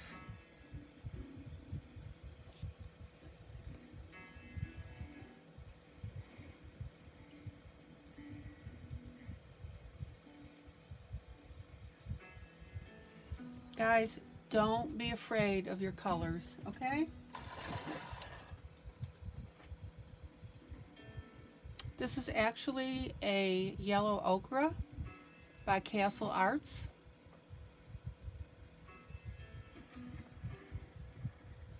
So it's a goldish brown.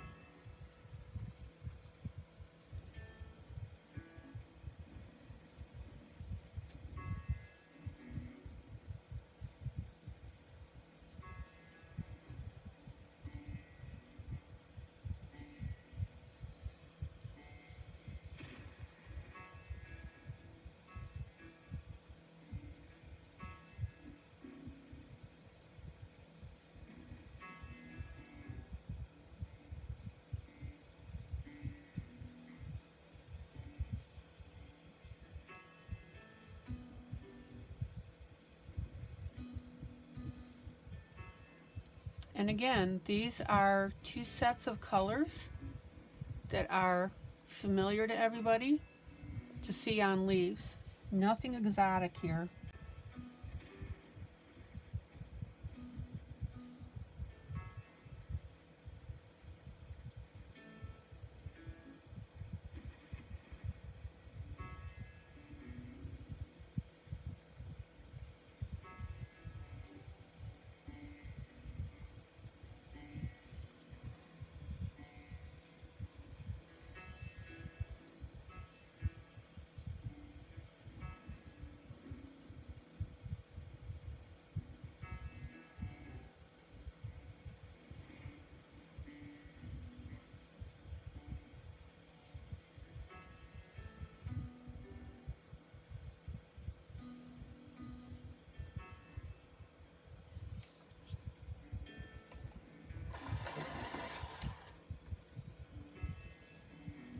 And then what I'm going to do is I'm going to go back with the same pencil,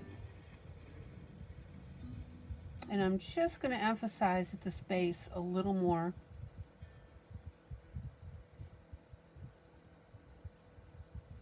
Remember what I told you, if you want a darker color of something, you do it with repeated strokes. You don't jam your pencil into the paper.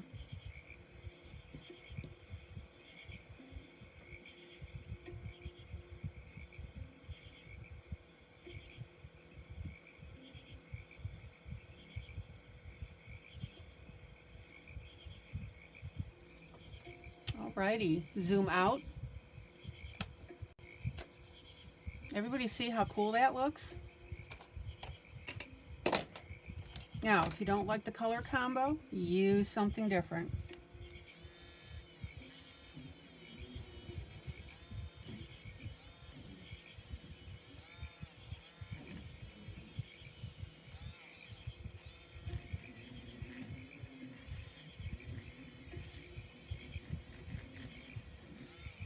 Alright.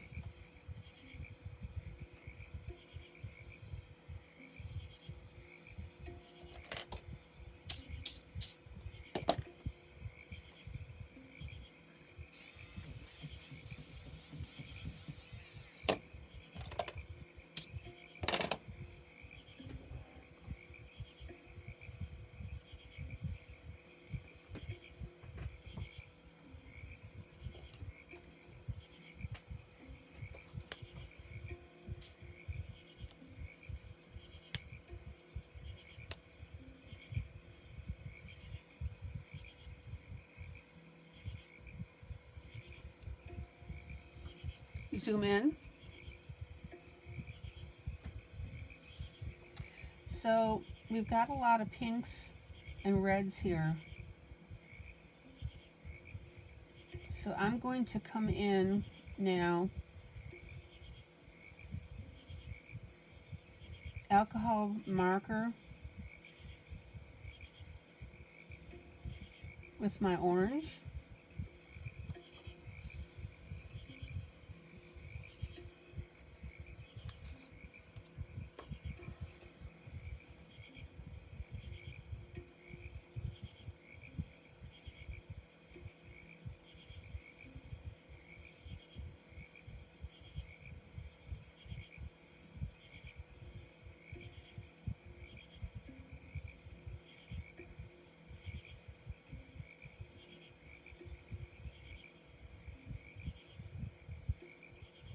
And by the way, I'm going to touch up my oranges a little bit with this marker. Just my little shadow here. There we go.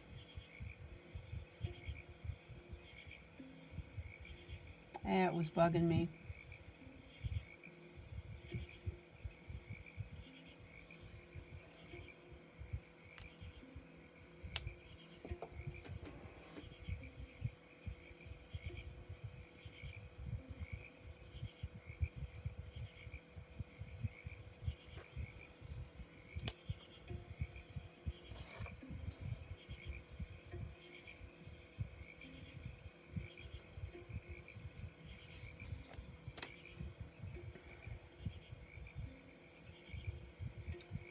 And we'll put a little yellow there.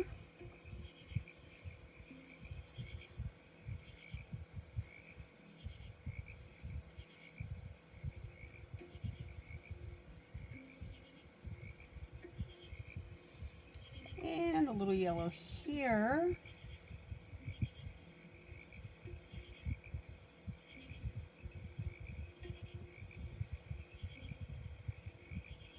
And by the way, guys, for anybody watching, again, please share this to your timeline.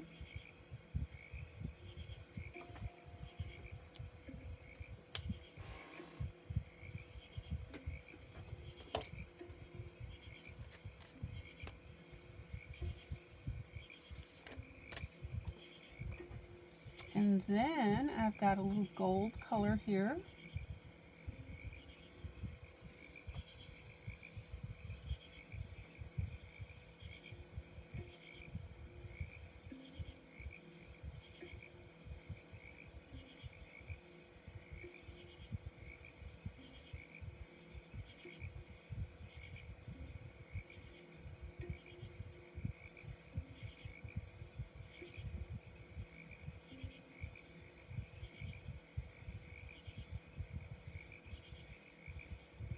How pretty.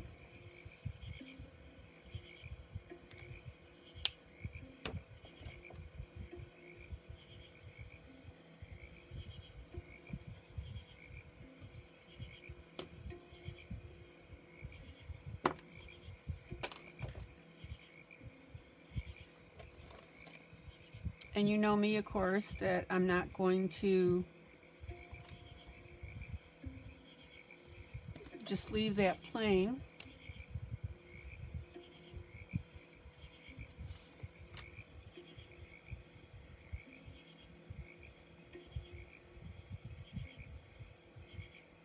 Water-based marker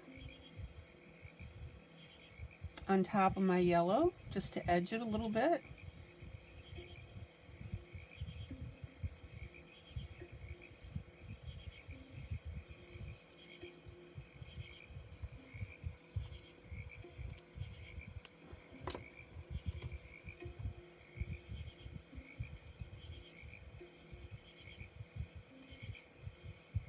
And a little kiss of orange pencil.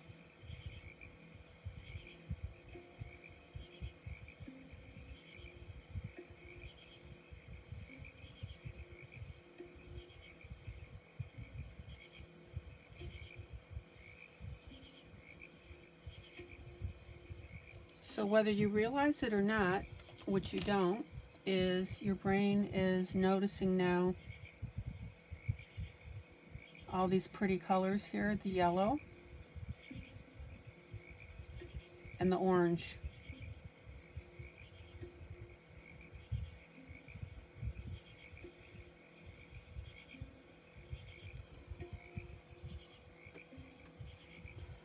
All right.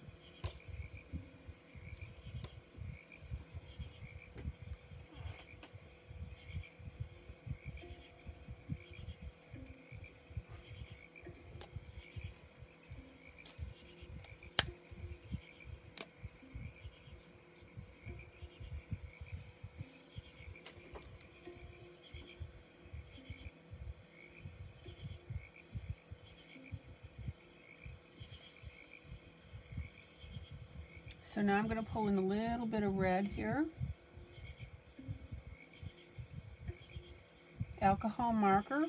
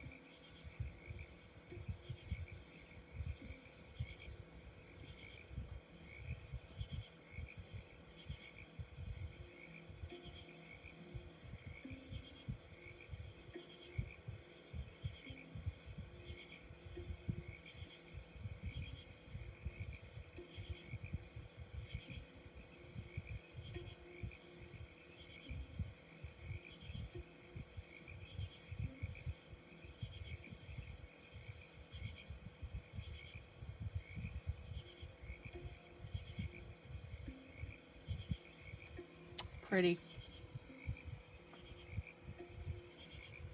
And let's go up. Let's go ahead and pick up a little more red also. Let's see what we got here. Okay.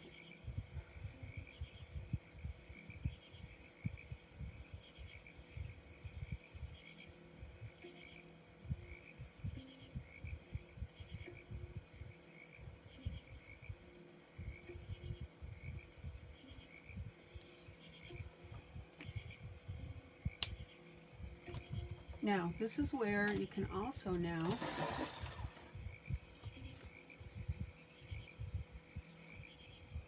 zoom in, take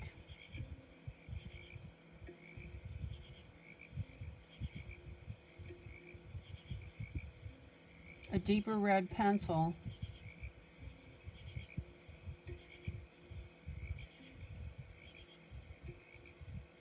and bring in that other color bloom.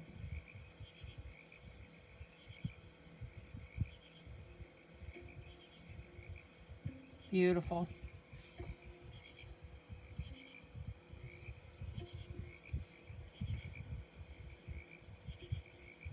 And on the outside of my red here, I'm going to do the same thing.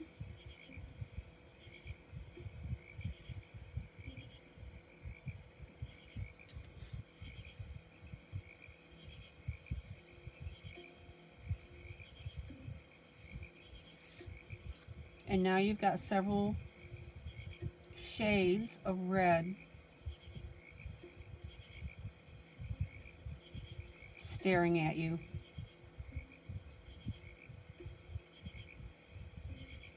Now, I'm not coloring over everything on these flowers here. I'm just bringing in a little bit of that red with my pencil to give it that extra hue.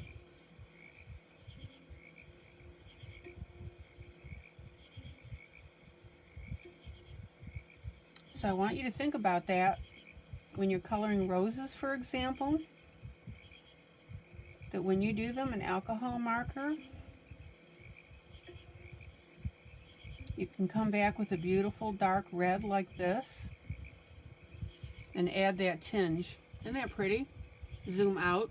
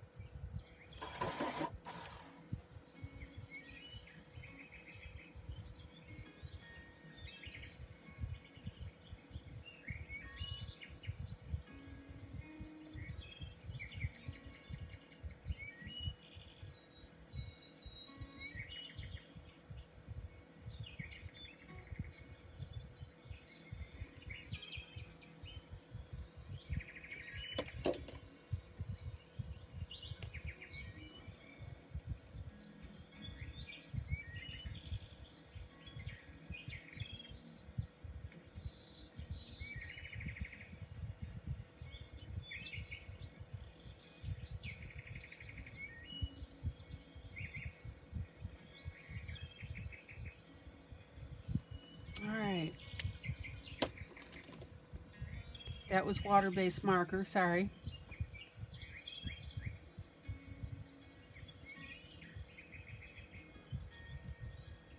Little smudge of water-based marker on the green leaves.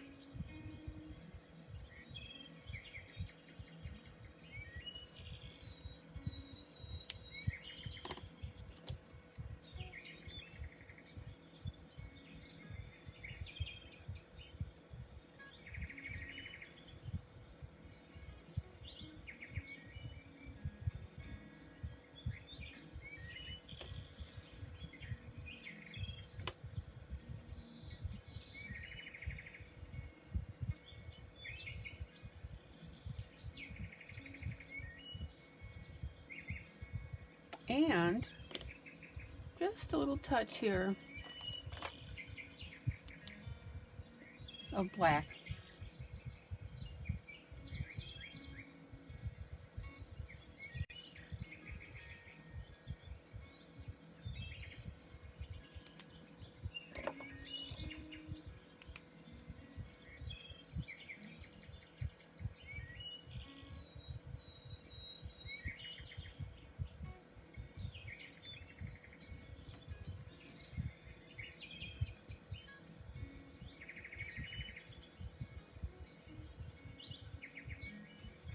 Zoom out.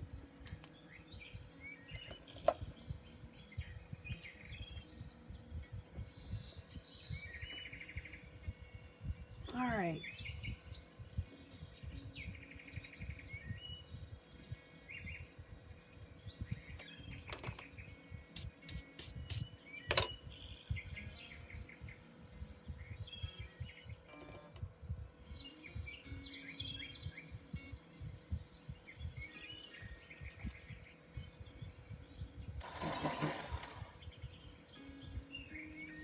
Now, one of the things you need to keep in mind is what our sky colors are. And so the colors that I'm using on my flowers, as I get higher towards the sky, are similar to how I did the Northern Lights.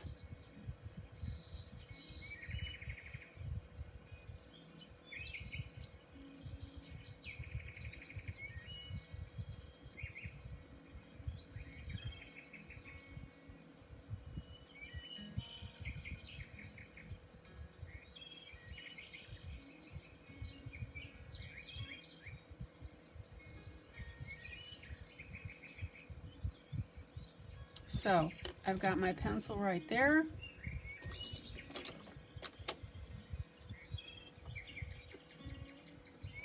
And I'm going to come in, zoom in, zoom in.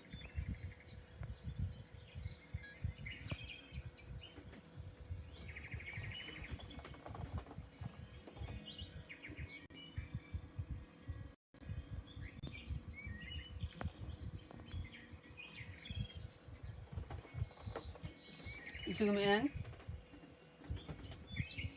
zoom in, and I'm going to go ahead and add a touch of my permanent yellow, my alcohol marker,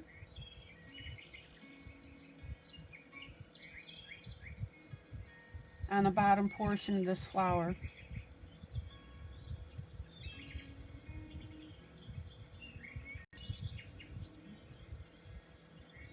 And I'm going to leave that top portion alone, okay?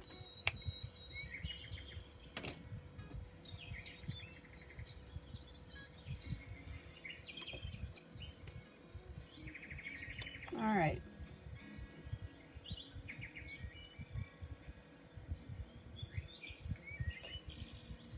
Now the leaves I'm not going too different with,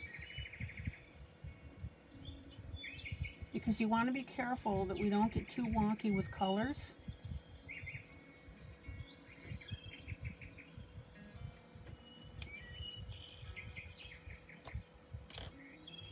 But I will take this green and I'm going to put a little blue on top of it.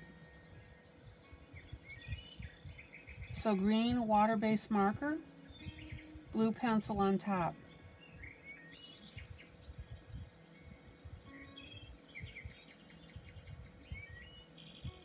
Because I want to pick up this blue that I put right here. Does that make sense?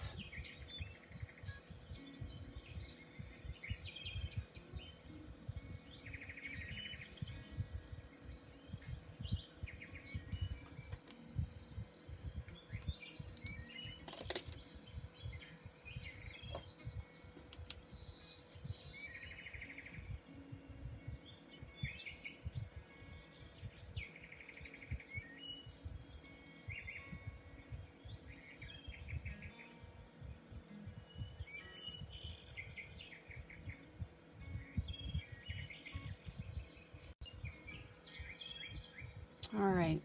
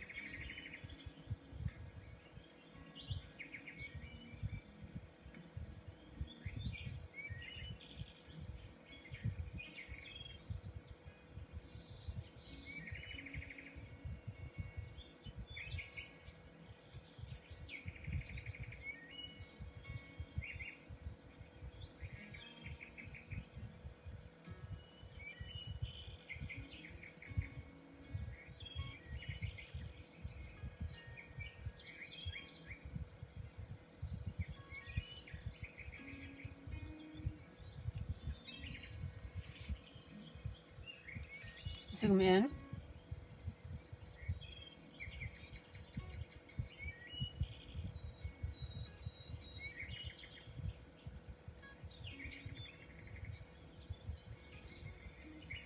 Now you guys know that when I'm painting, coloring a black area, I like to use my pens.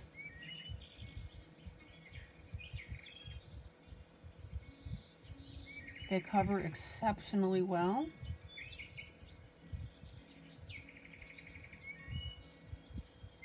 And they have a small point.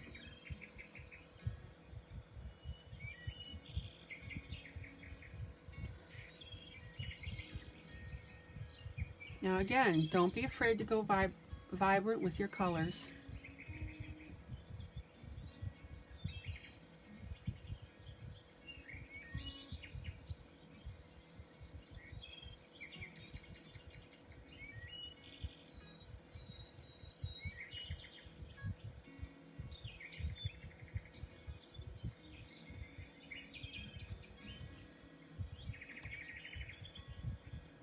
But of course, don't go wild.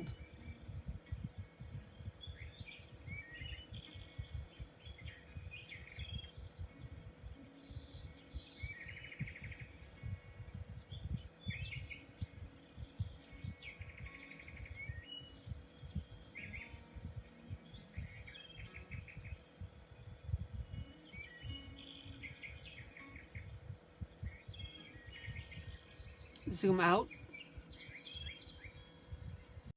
Zoom out. Pretty.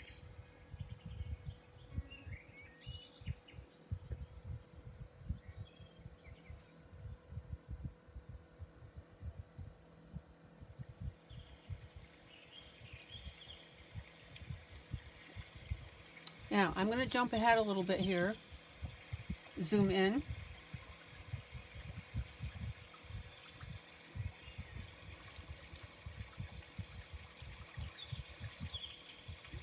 And I'm going to go ahead and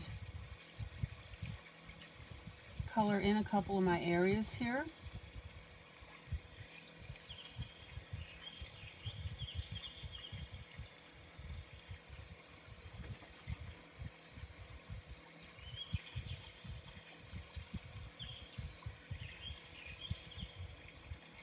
With my black.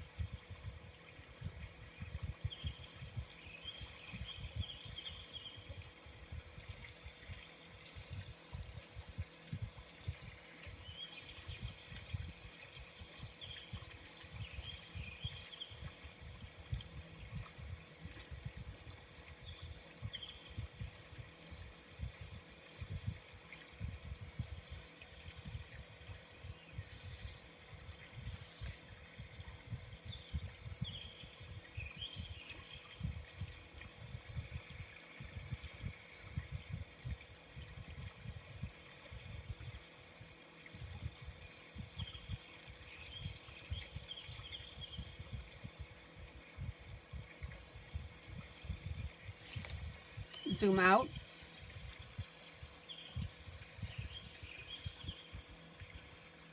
All right, everybody see now how this is really starting to pop off the page? Oh, Rhonda, hi, thank you.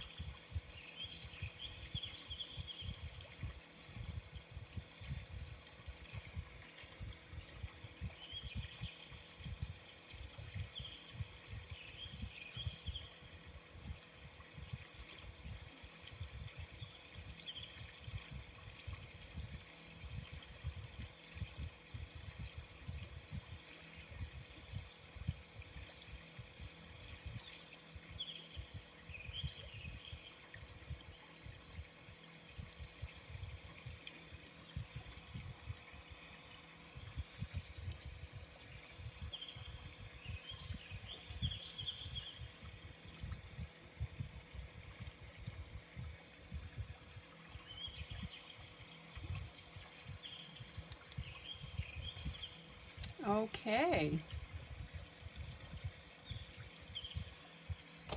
Zoom out. There's where we are so far.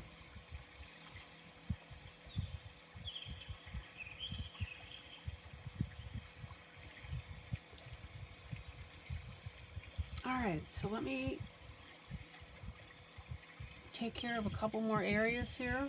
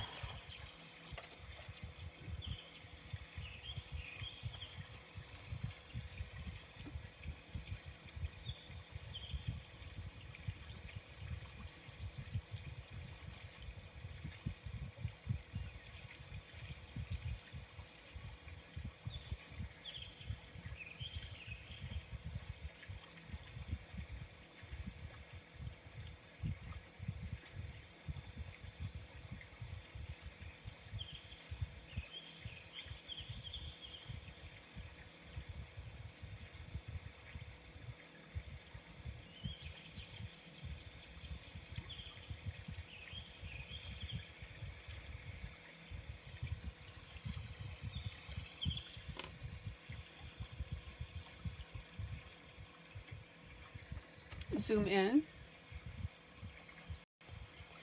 Zoom in. Water-based marker with brown.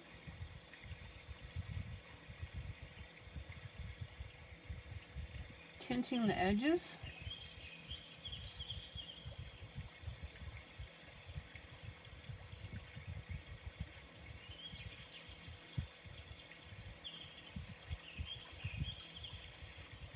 And remember, guys, there's a difference on the marker where you either smear or you just press. And right now, I'm just pressing because I don't want to smear this. So I put my color down, press.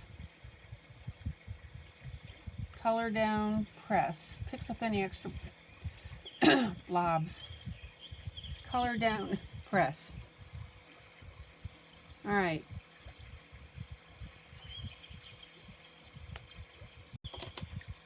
I think we are getting there.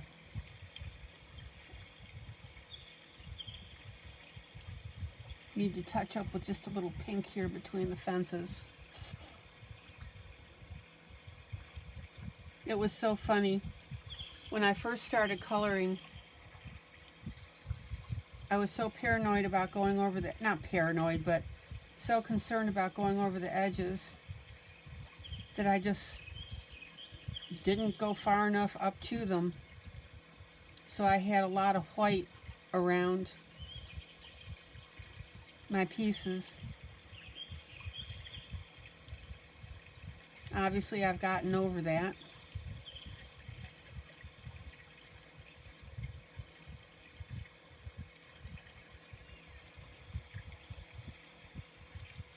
Zoom out. Again, guys, it's all a process. Give yourself and cut yourself some slack.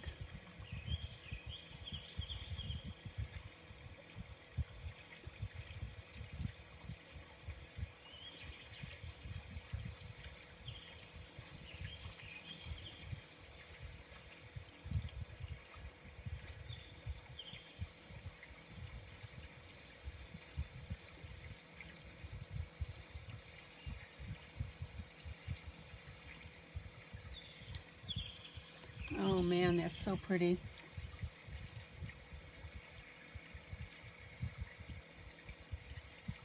Remember, this is how I did the sky with my chalk. Now you can just go in with your matching colored pencil and make any adjustments that you want to make to punch it up a little bit.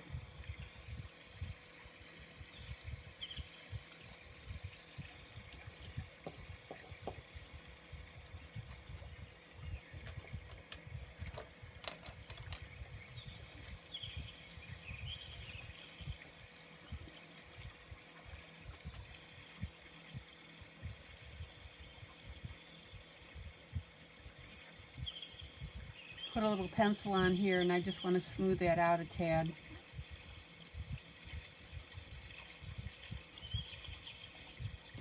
Okay.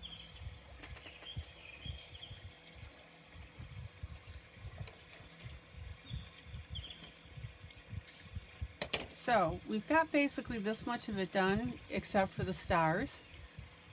So let's move down to the house now itself.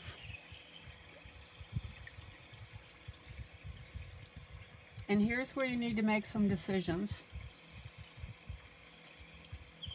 Do you want the house to be as vibrant as the top portion? Well, part of that answer is a qualified yes. You don't want this top half vibrant and the bottom half dull. So we need to bring elements from the top into the bottom, and I've already been doing that.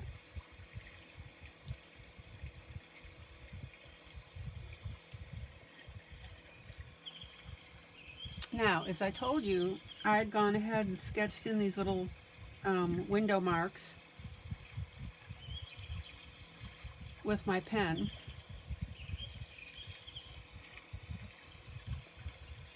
And I put black up here, so I want to pull some black down here, which I've already done. I've got it on this flower, I have it on the posts, and I have it on my little terracotta pot here.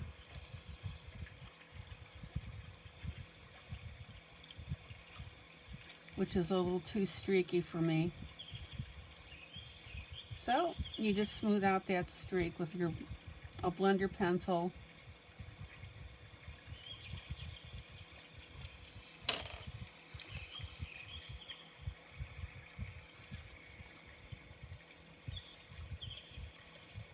So I'm going to add a black base here.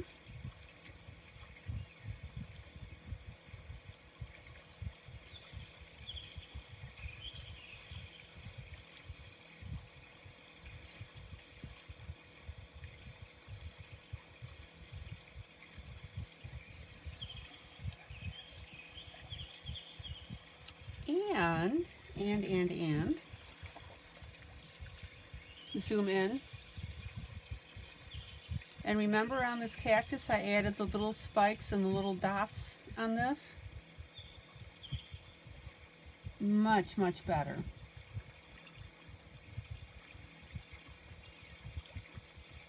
I love Tatiana Stilova's work, but there are some little things that I still like to add when I'm coloring her pieces. And you know what, guys? There's absolutely nothing wrong with that.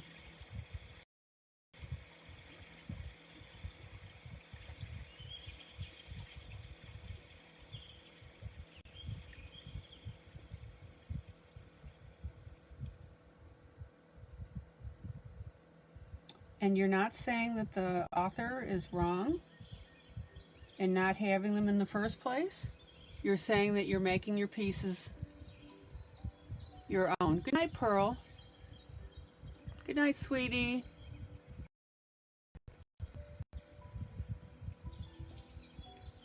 All right.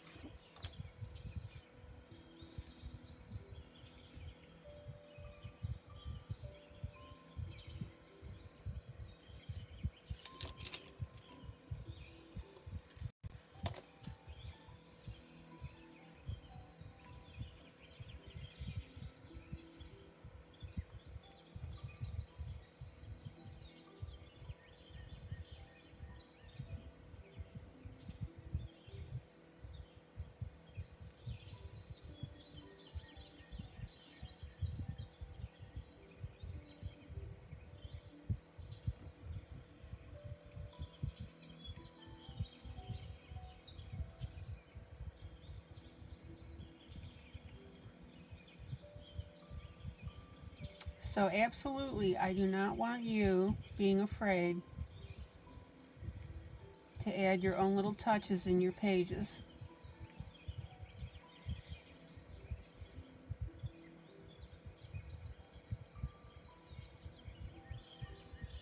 And you guys know that I walk you through all that. I'm not going to leave you hanging, right?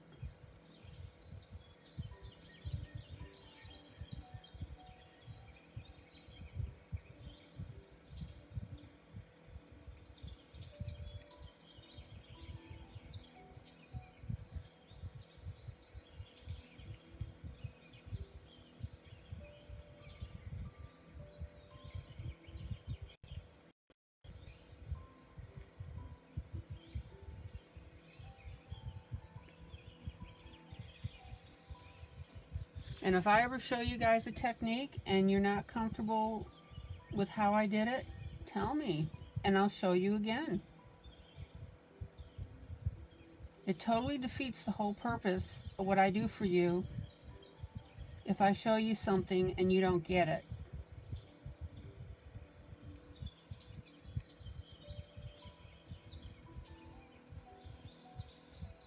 All right.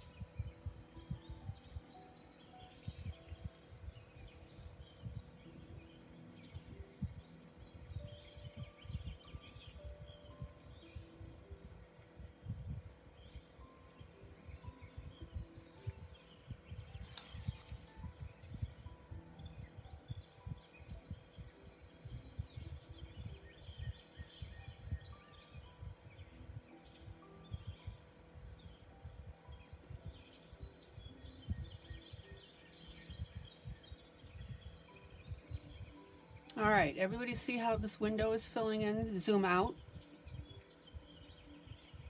Zoom out.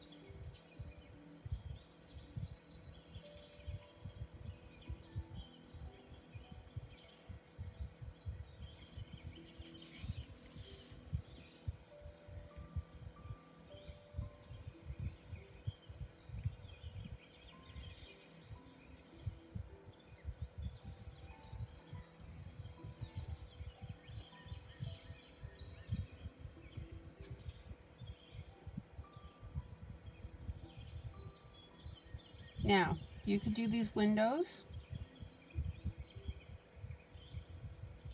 in a nice green if you wanted.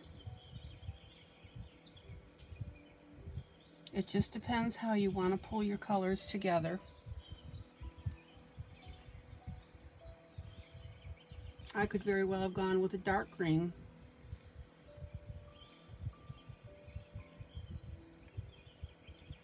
But I've got this black dispersed throughout the piece.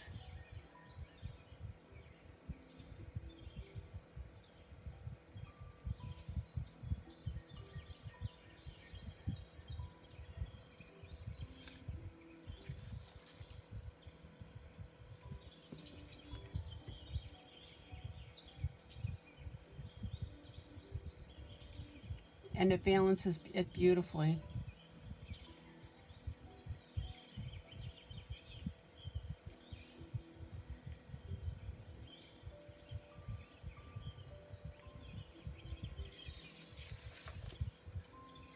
Zoom out.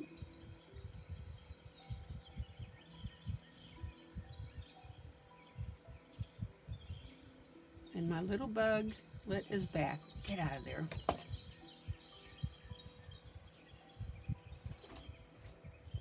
All right. I think we're looking pretty good so far.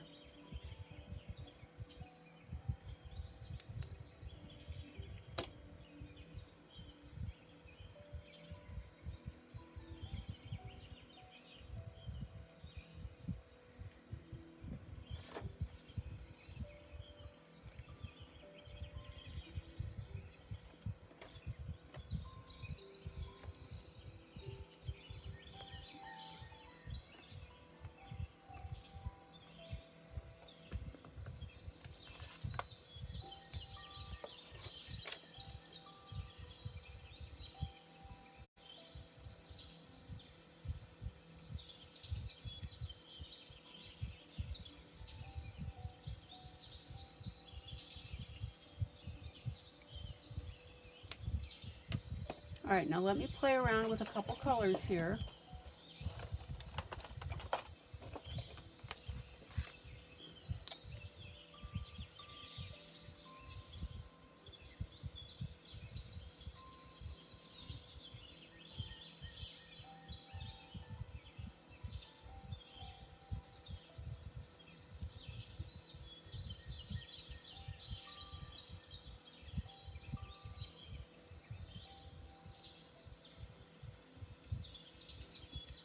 All right, now I'm pulling out some markers that I haven't used for ages.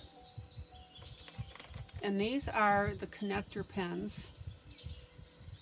They are made by Faber-Castell, and I will tell you guys, I am impressed. I haven't used these for probably a year, maybe, if not more.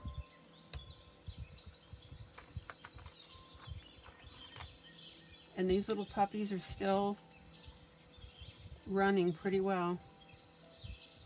Yeah.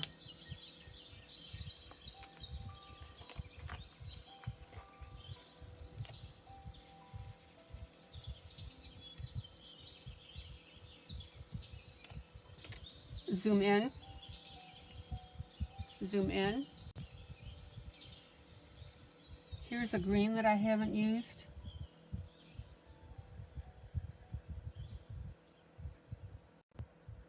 And like the Energizer button, they keep on ticking. Look at that. Isn't that pretty?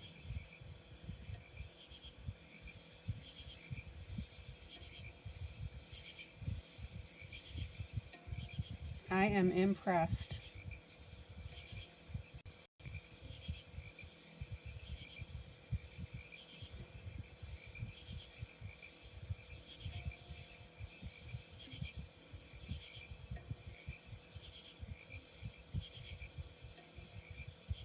Look at that.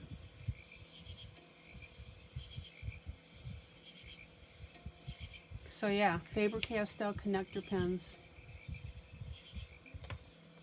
All right.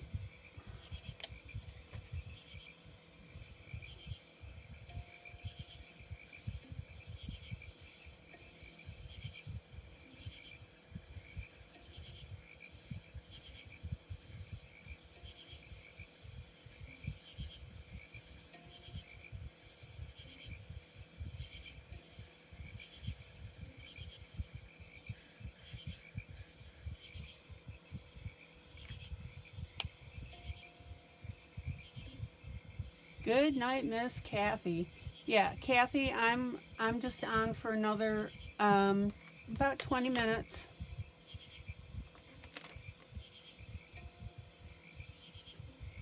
Thank you for stopping by.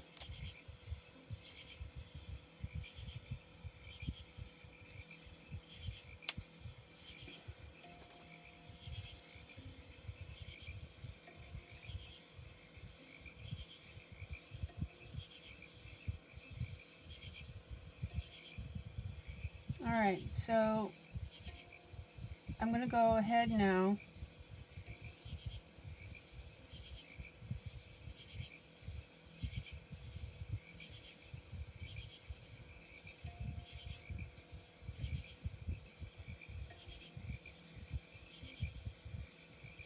With this terracotta. Now, these little puppies, guys, are water-based.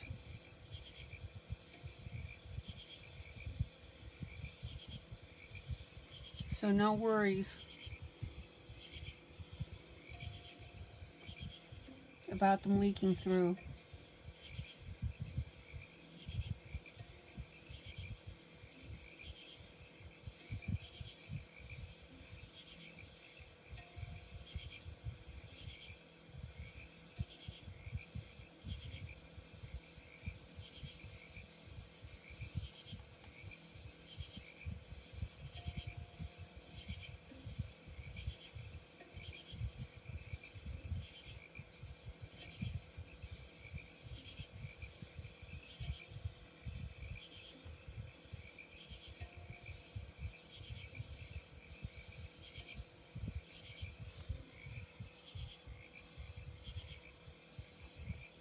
And I'm going to carry that color down to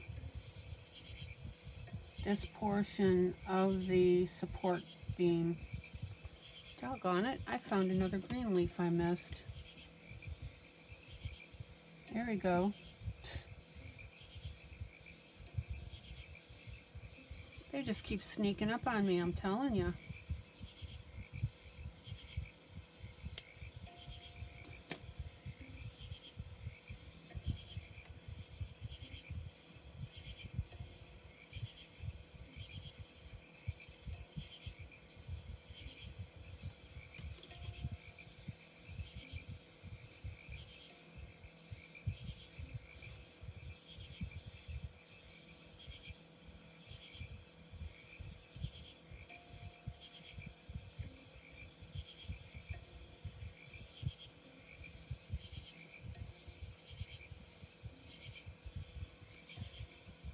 Look how cool that looks.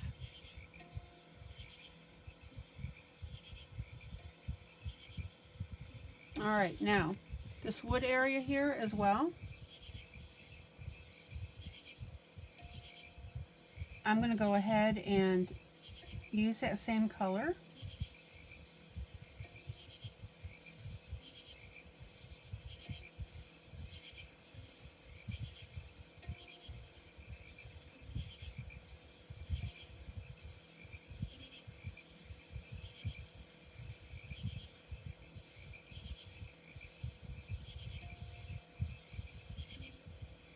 And remember, where I do repeat strokes, it gets a little bit darker.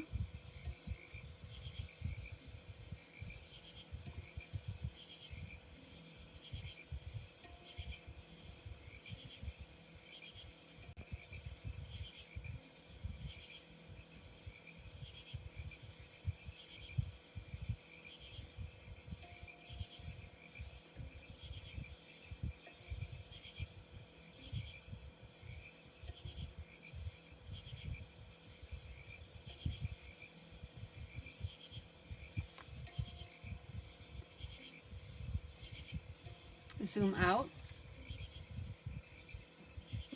zoom out. Now, I want you guys to notice that we've got the orange up in the telescope, right? Orangey brown. I've got some brown here and some orange here. So when I go to bring some of that same color down here, it makes sense, right? there is no abrupt change between our top and our bottom.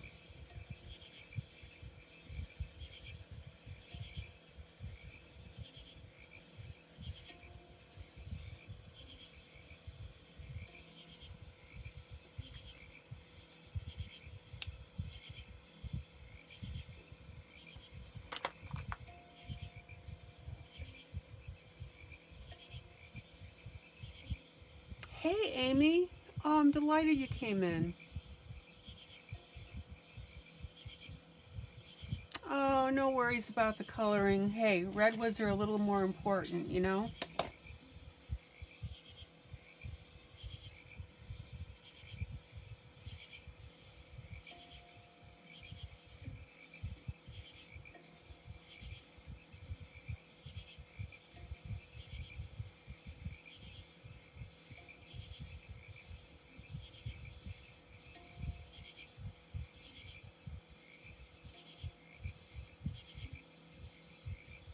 So we've got several different options on this building itself. We could go a very light pink. We could go a light green.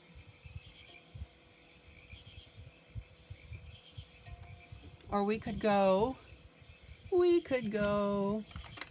thank you, Amy.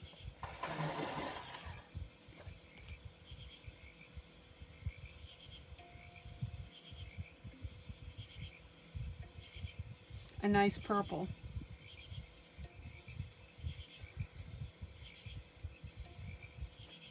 Now, you can go purples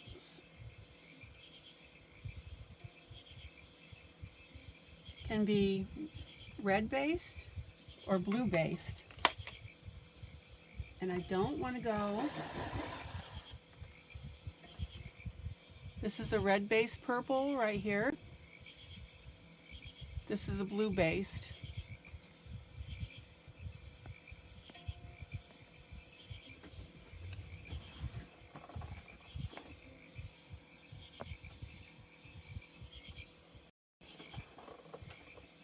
So I do not want to go a red based because I've got the pink up here.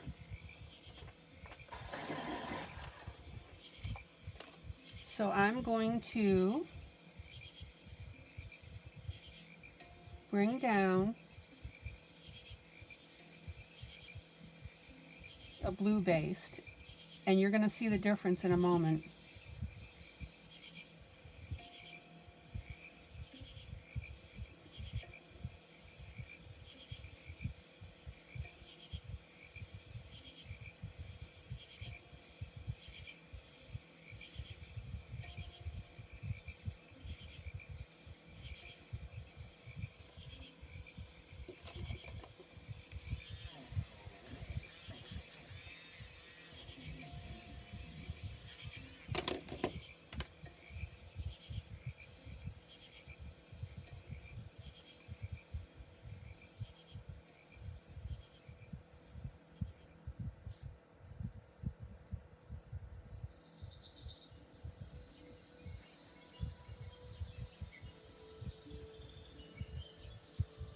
And I want you to notice that I'm just tinting this with my color, right? Why? Because I want to leave my options open how I want to shade all of this.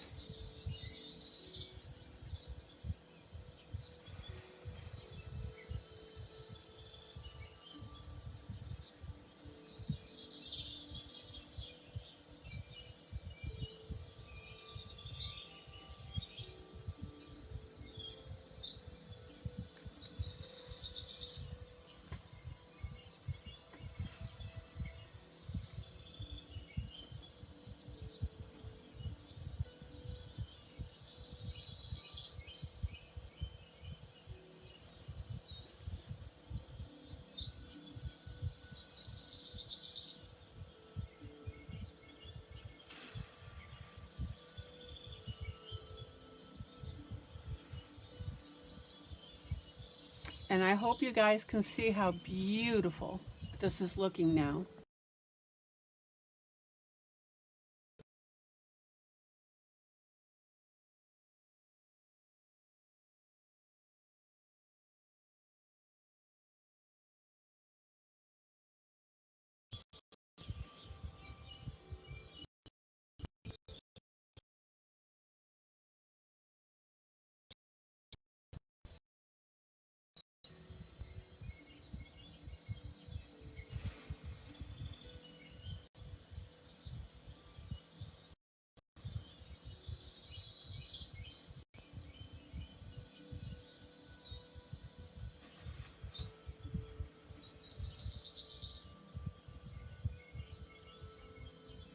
Isn't that pretty, guys?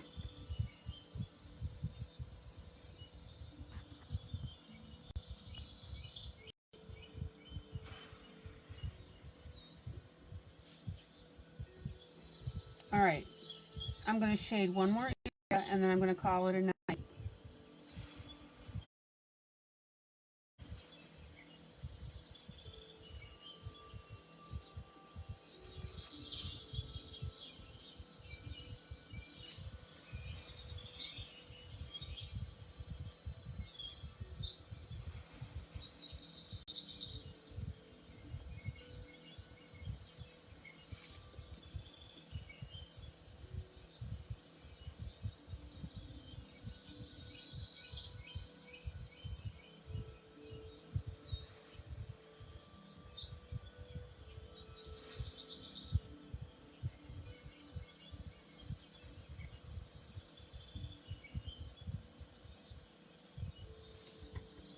Now, I haven't smoothed this out at all with my blending pencil. Zoom in. I'm just laying down my color.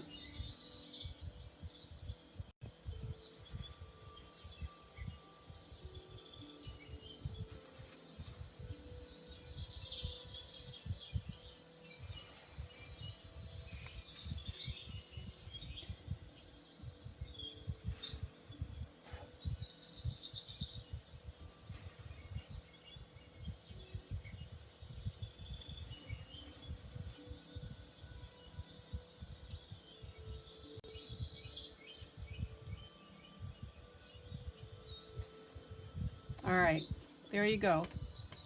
Rough coloring in here. Oh, I just streaked a line on my page. I hate that when I do that.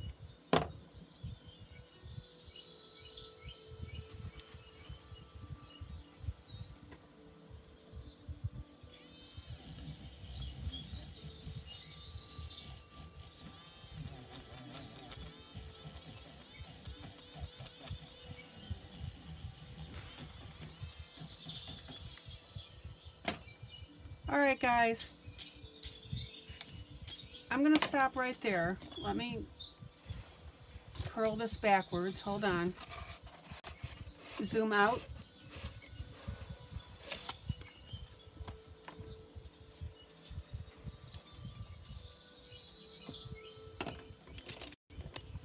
There you go.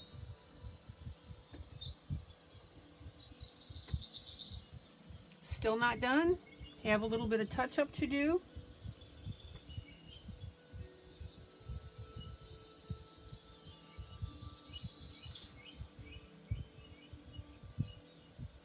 And the next time I'm here, I will be finishing up my shading and tinting.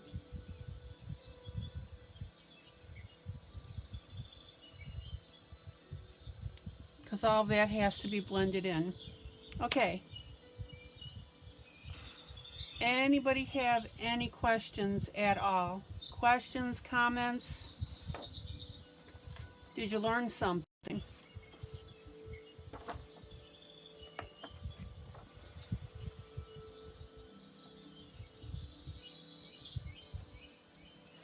That's the biggie thing that I want to know. Did you learn something and get something out of this?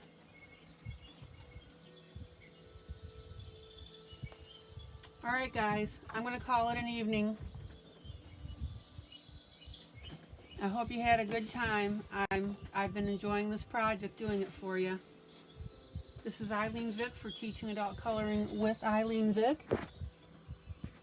Had a great time showing you this.